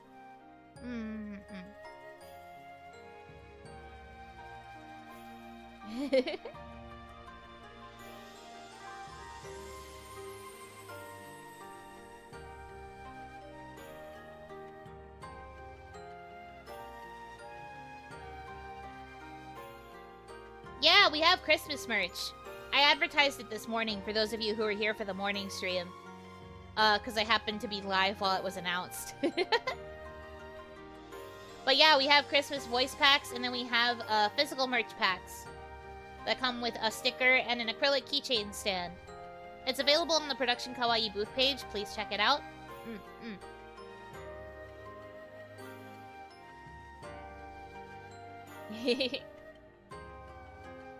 It is kind of surreal to have Christmas merch. It's surreal to have merch in general. Like, I never thought that I would ever have, like, merch of myself. But it was always kind of a dream that I had. I always wanted to have, like, merch of, like, a character that I voice in, like, a game or an anime or something. And I mean, it's weird to have merch of myself, specifically. Because I don't, you know... It's weird thinking of myself as a character, but, like... Yeah. The voice pack is very cute. Oh, you got it! Thank you so much! I'm glad you liked it. I worked very, very hard. I mean, everyone worked hard on theirs, so I'm sure if you listen to everybody else's, you'll find them to be quite cute, too. But, It's still kind of crazy to think that I have merch. Yuno's gonna be the VA of a Genshin waifu one day. That would be crazy. That would honestly be insane. But, you know, I've talked to management quite a bit about how I want to do voice acting, and we've kind of been, like, discussing how that would work in the future. It would be a very far-off future, but they aren't against the idea.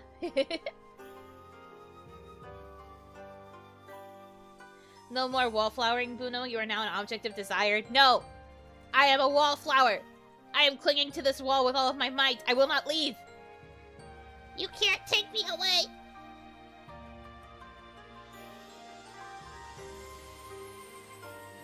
I love the wall!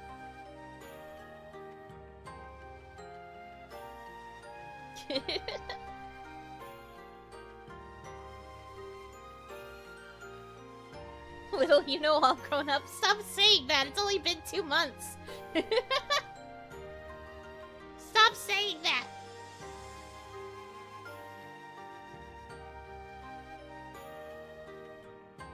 Sadly, all wallflowers must leave eventually. No!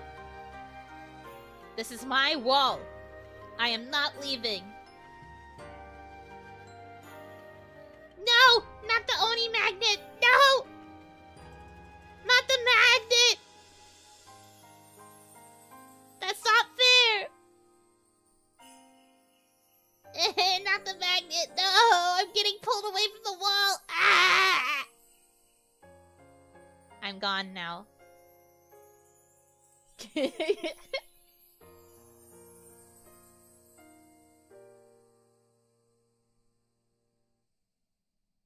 Is that what the thigh flower tat signifies? Eternal wallflower? No.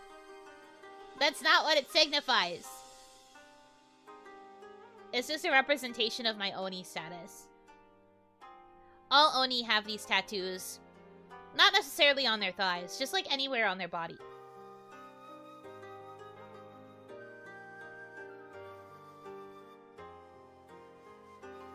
Why do you keep toying with our object permanence? Because it's not my fault you guys literally think I'm gone when all I do is do this. Oh no, where did Yuno go? Crazy. Where did she go? Oh no. Yuno's gone. Goodbye, Yuno. Where did she go? Ah, wow, where is she?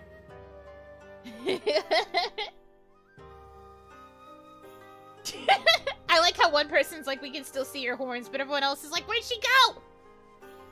Yuno, where are you? Thank you for trying to be the voice of reason in the shenanigans that this chat causes. Peekaboo! Peekaboo! I didn't actually go anywhere. Surprise.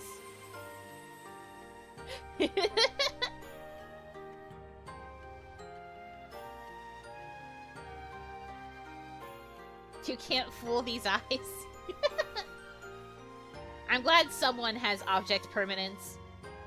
Everybody else is just like, Yuno's face isn't on screen. That means that she's gone forever. And we're never going to see her again.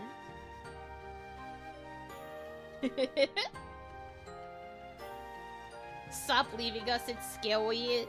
You're fine. I didn't actually go anywhere.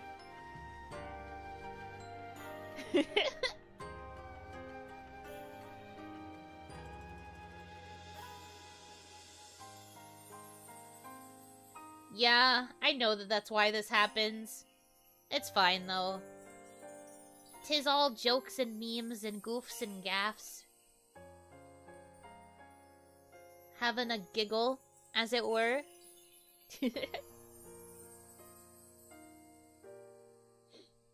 Yeah, it's jokes.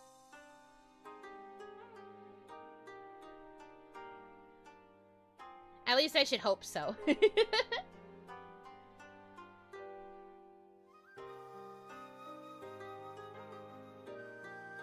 We need a Where's Yuno stream, like Where's Waldo? Interesting. I wonder if I could pull something like that off. It's possible. I did something kind of similar during the membership opening stream. But I would need to find a way that I could actually like blend in among a sea of people in like an image.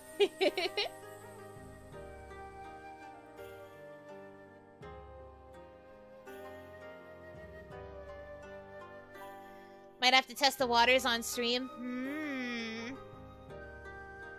I will consider. Impossible, you wiggle too much. Hey! I can stay still if I have to. Like right now.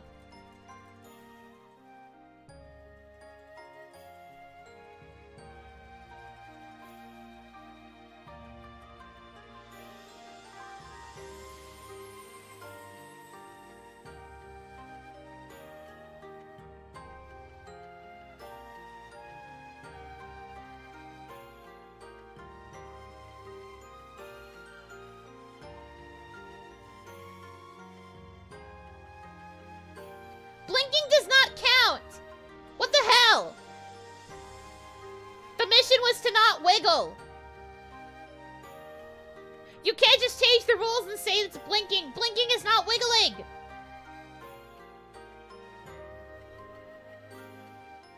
How dare you change the rules? That's messed up.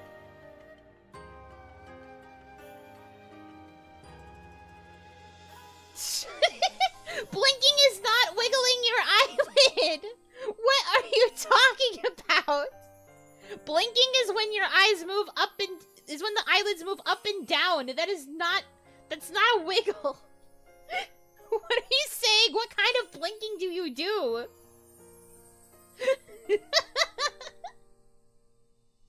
What do you mean? Alright, fine. You really don't want me to blink?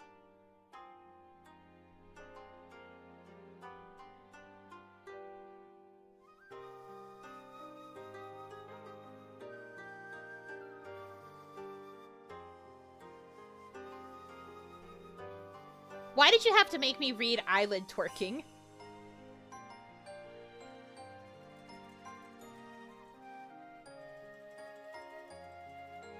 Why did you have to make me read that with my eyes?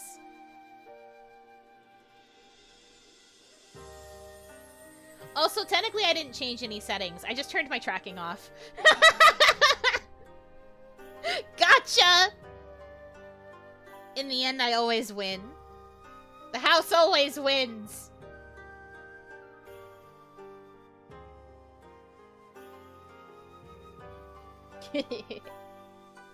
I'm back now.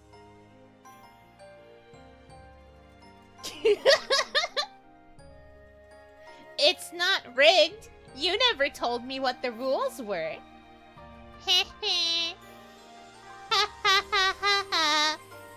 Hee hee hee hee.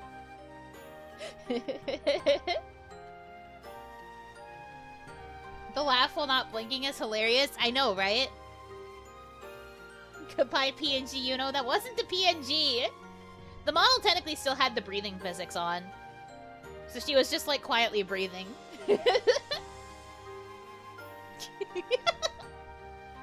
Give me back my admiration. No. Honestly, my eyes are kind of dry right now, so I don't think I could actually do, like, a staring contest. I would if I could, but, like, my eyes feel very, very dry. I think because I've been looking at my monitor since, like, 6 a.m. Please help me. Help. I've been looking at my computer for 12 hours.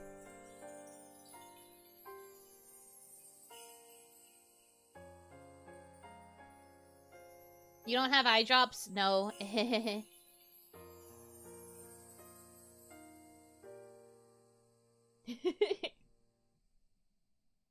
I'm fine though, don't worry.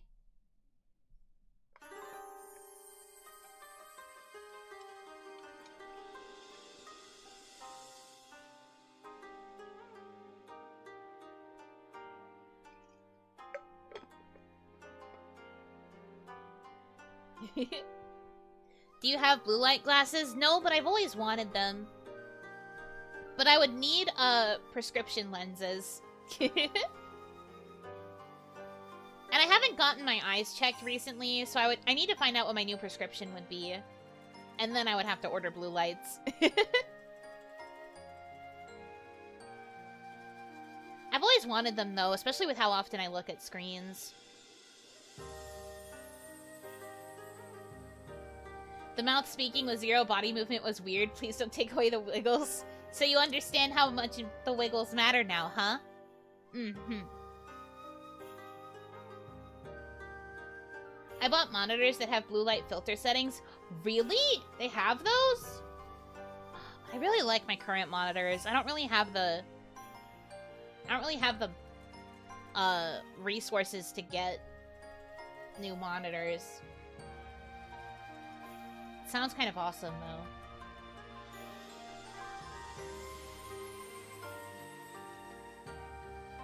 They're pretty much included for free from most brands nowadays, in monitors or in glasses.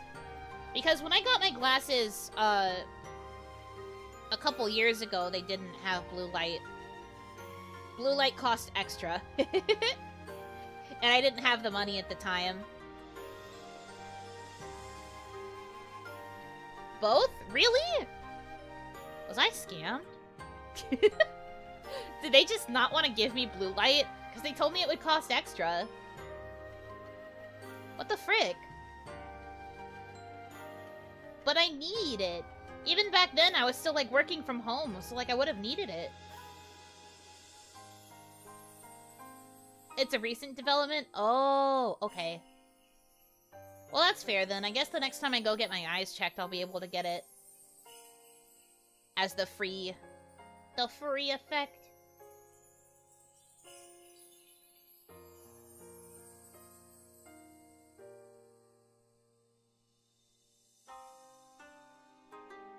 The extra for glasses is like $20 though.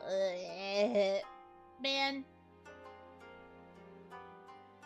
Why do things cost money? I'm trying to save up to move. I can't really like splurge on too many other things right now.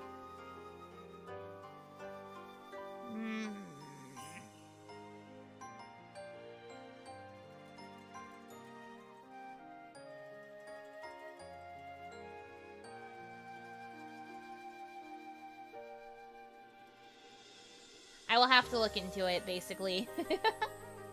But thank you for pointing me in that direction.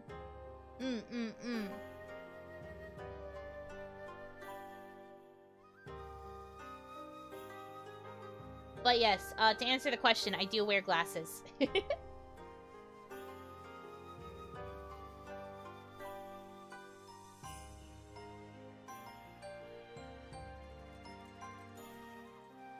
It's a good investment when you can get them. Oh, I'm sure. Especially with how often I have to look at my screen. Now that I do this basically full time. I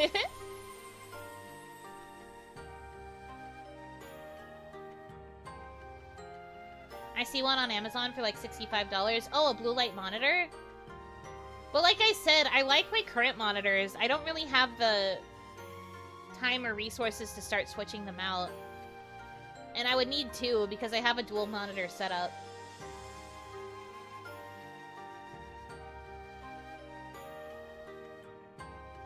Fancy ones are standard black frames? I guess they're fancy. They're not really standard black frames. Well, I guess they kind of are. The outside looks like a standard black frame, but on the inside it's got, like, a fancy pattern on it.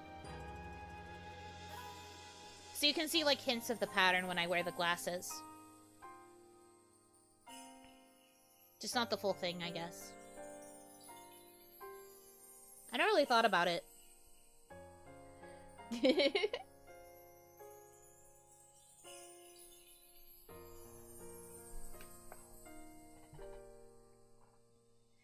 Yeah, they're talking about a monitor. I would hope you don't buy your prescription lenses on Amazon. I should hope.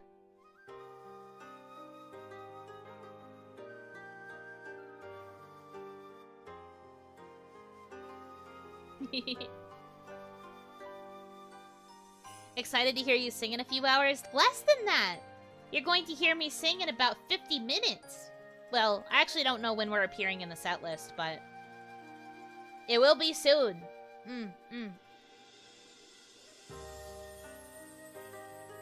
You may be able to find a program that could work to add a setting to your monitor. I haven't thought to look for them, but I know there's quality of life things around. Oh! True. I used to use that, like, orange light filter on PC that would, like, make the lights orange when it was nighttime to help you get more ready for sleep so you weren't looking at the blue light.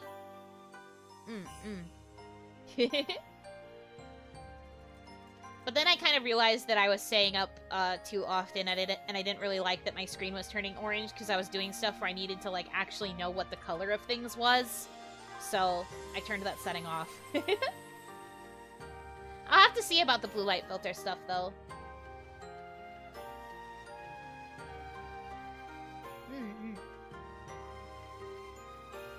But yes, I am not sure when our song is going to be playing, but it should be... The concert itself is in, like, 50 minutes or so. 50, for the record, not 15. 50. I'm trying to enunciate, so you know. But the concert is at 7 EST, which is soon.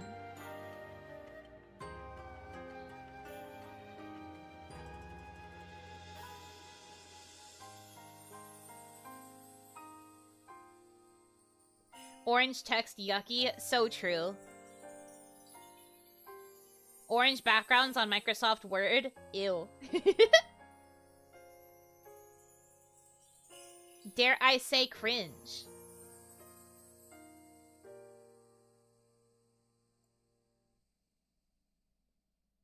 Stop saying fitty. I was trying to enunciate. Please.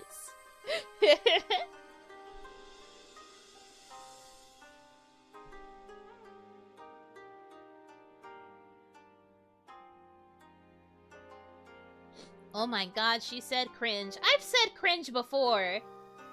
I actually said cringe earlier this stream. I know the word cringe exists.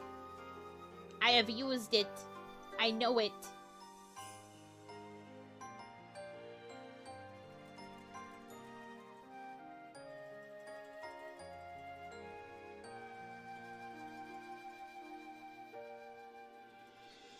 She said cringe this morning too. Did I? I don't remember this morning. My whole day has been kind of a blur. I'm very tired. After the concert, I am going to bed. Well, actually, I have to finish preparing my schedule and maybe getting some thumbnails ready. But I am tired. I am so sleepy. Bedtime later then? Yeah, obviously.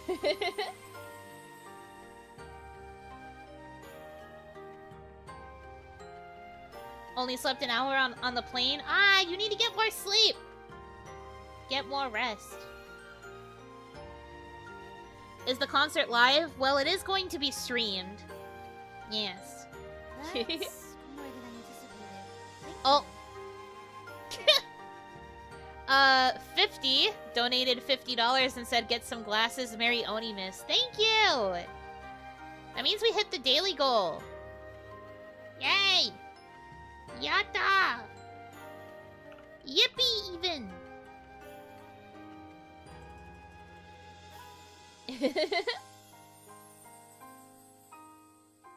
What do you guys want for your prize today? Oh, was that your donation? Thank you, Raisin, if it was you. But yes, it said 50 donated. 50 donated 50. I love that for you. You want a hippopotamus? How do I accomplish this?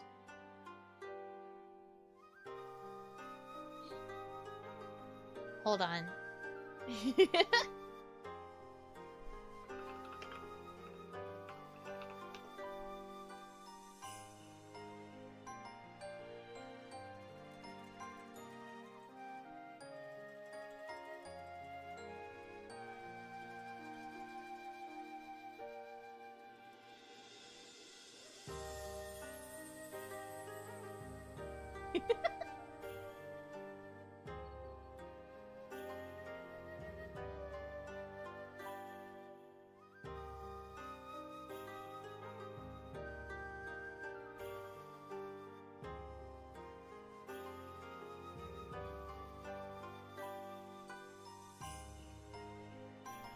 Oh, thank you for the super chat. Can we get a cute Oni on screen? Wow, crazy. I want a hippopotamus for Christmas. You want the song?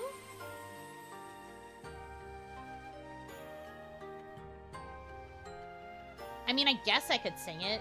But, like, that's kind of going to be a spoiler for the concert. Because that's what we're singing.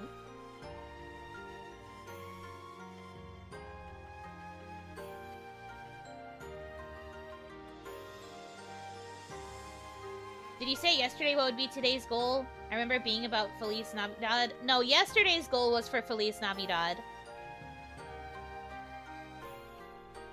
And we can't redo goals that weren't met.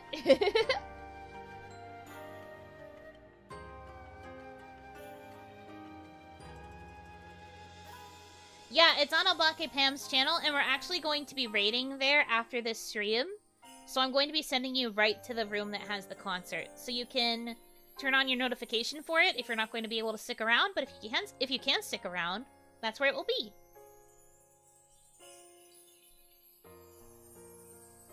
Where did this save? Okay.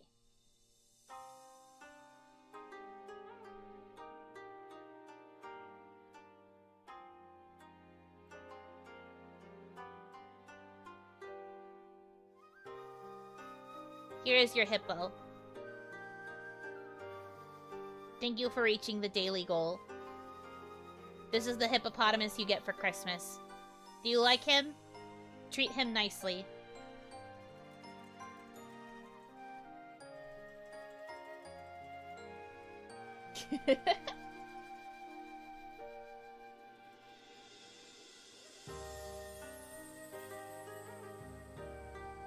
His name is Steve. Can we call him Merv?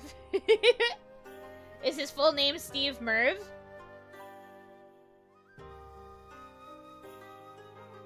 Steven Merv Hippo. I like that. Good name. I hope you enjoy your hippo. The reward for the daily goal is an hippo. But yes, we already announced it.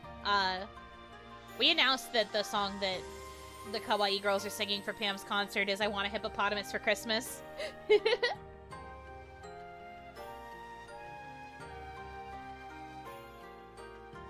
are you talking about? They talk in chat all the time without using super chats or donos. At least in my chat. I don't know what they're like in other chats.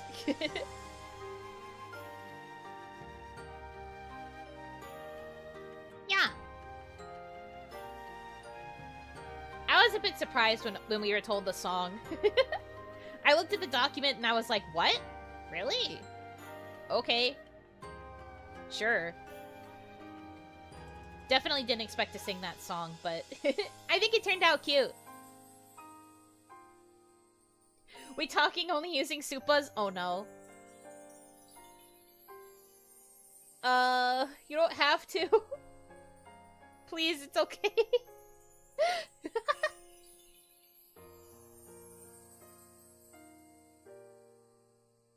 Oh, actually, I wanted to ask you guys a question, if you happen to know. I don't know if you guys would happen to know, actually.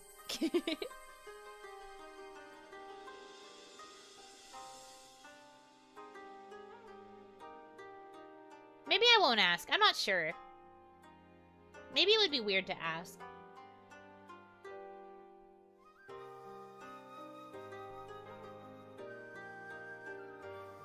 You can go over here, Steve. This is now a Supa-only chat. Oh, no. What I wanted to ask was, is there a reason why, you guys toss out a lot of gift memberships? I'm just curious. I was talking to, management earlier, and we were, like, wondering about the increase in gift memberships. I was just kind of wondering if there was a particular reason why a lot of them have been coming in recently. Because it's a good thing? Emote slots? I know the ones today were probably because of emote slots. Thank you so much. Reiner, thank you for donating $15. I actually covered the alert so we couldn't see your message, but I'll talk using Supa. It's just a pain to do on the phone. That's fair. Thank you! So we are at 165 now.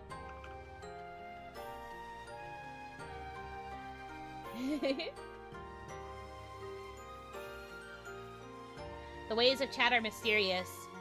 In theory, gift memberships are worth more dollars to the streamer long term, because it's nice. I did 5 for 5k, big brain reason.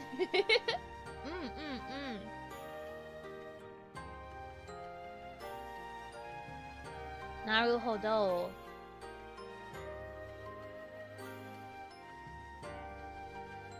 I was just curious.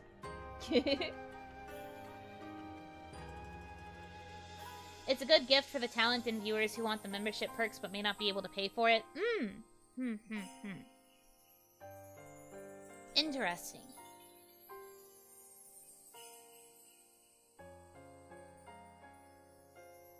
You want more? Oh my gosh. Ah! That's not what I'm saying. I was just curious. I was just curious. Don't feel pressured. I was just wondering.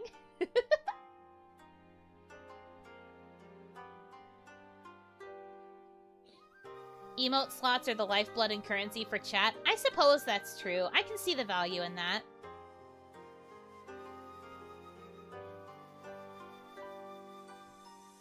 Ask us more questions? Oh no. Thank you for the 5 gifted memberships.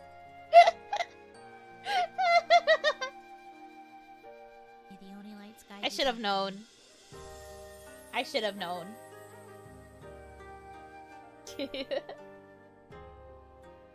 How old is your monitor? Both of these are... Well, my primary one is a bit older. I've had it for as long as I've had this PC. But my second monitor I got fairly recently, so it's probably not even like a year old yet. May the Oni lights guide you back to me. Plan successful? No, this wasn't my plan. Raiden, thank you for gifting a membership. I didn't want this. I was just asking a question. Damn it! Please. It was just an honest inquiry.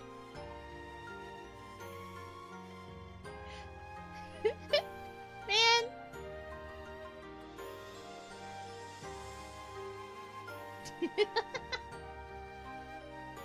I don't know what I should have expected.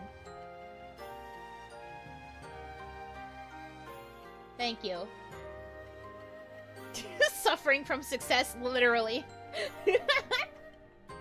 This is not what I intended at all. I just wanted to ask a question. I'm not asking any more questions now. I'm too shy.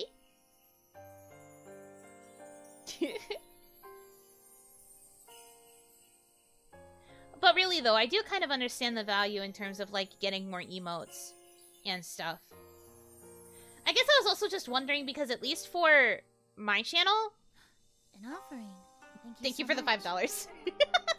All questions have consequences. I'm learning that now. I am learning the consequences of my actions.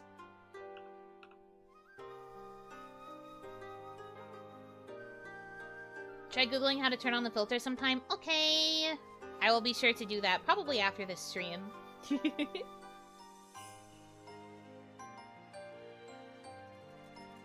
Anyway, what I was trying to say was, at least for my channel, the only memberships that you guys can gift is tier 1, which means that it's only really like the emote tier. So I was wondering why that one was being... why the gifting was still happening so much. Just a little inquiry, a little inquire.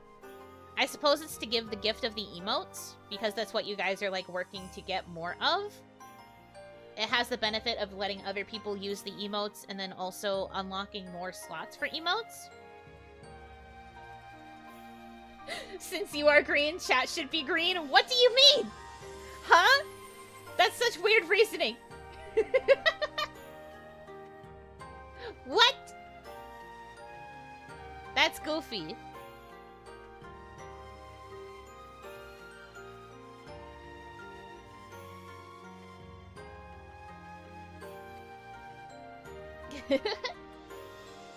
Emotes are fun, especially with jewels like this. I'm glad you like the emotes.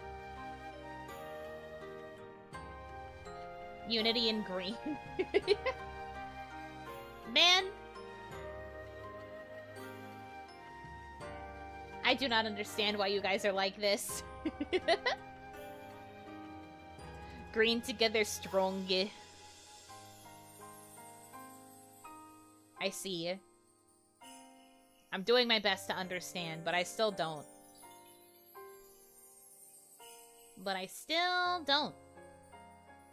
I don't understand at all. Crazy.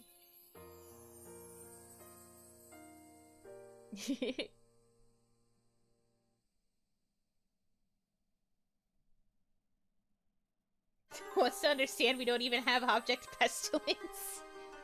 It's permanence! Please! Of all of the recurring jokes, the fact that you guys keep not saying the word permanence. Man.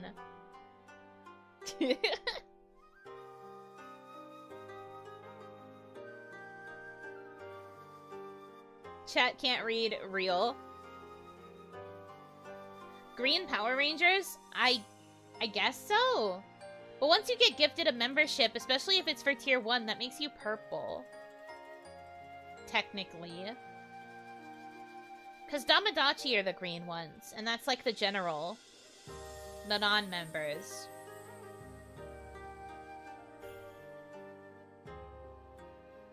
Inanimate twitches! Stop! Odd jet turbulence!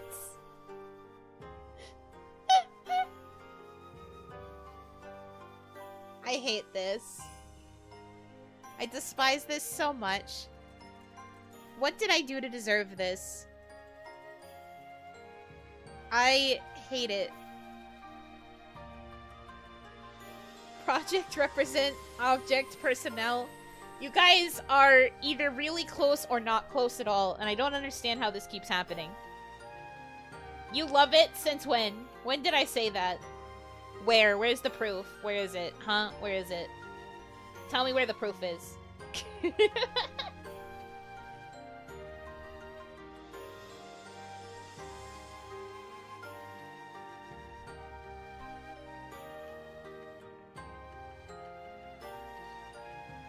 Reminds me of the video where they misspell pregnant. You mean the best video of all time? I love that video too.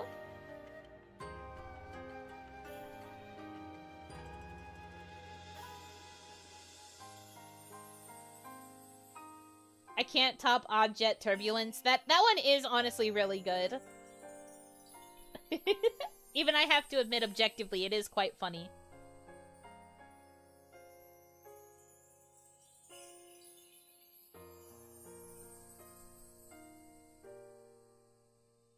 Man.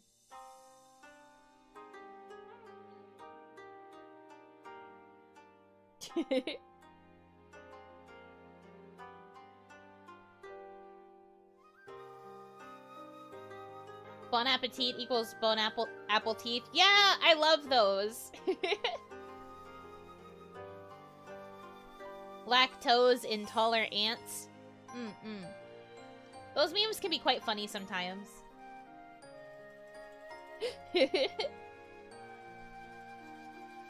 Wasn't there like a whole subreddit dedicated to those that was actually called Bone Apple Teeth? I think so.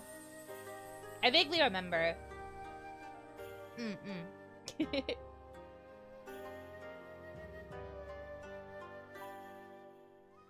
Okay. So I know it is not concert time yet, but I think I am probably going to raid Pam's waiting room soon anyway, because I would like to have time to prepare my dinner before the concert starts. Because otherwise I will not eat on time, and I want to be able to eat either right before or during, so that I can go to bed later. Speaking of bones, do you like your pizza boneless? Yes, I do prefer boneless pizza, which is probably why I didn't like the anchovies on the Bobizza, now that I think about it. That explains a lot, actually. I can't believe I had to think about that pizza again. Don't eat during the song, people will hear you. So true. Boneless pizza topic drives Reina up the walls? Really? Why? Does she like her pizza bone-in? That wouldn't surprise me. Just even things, teehee.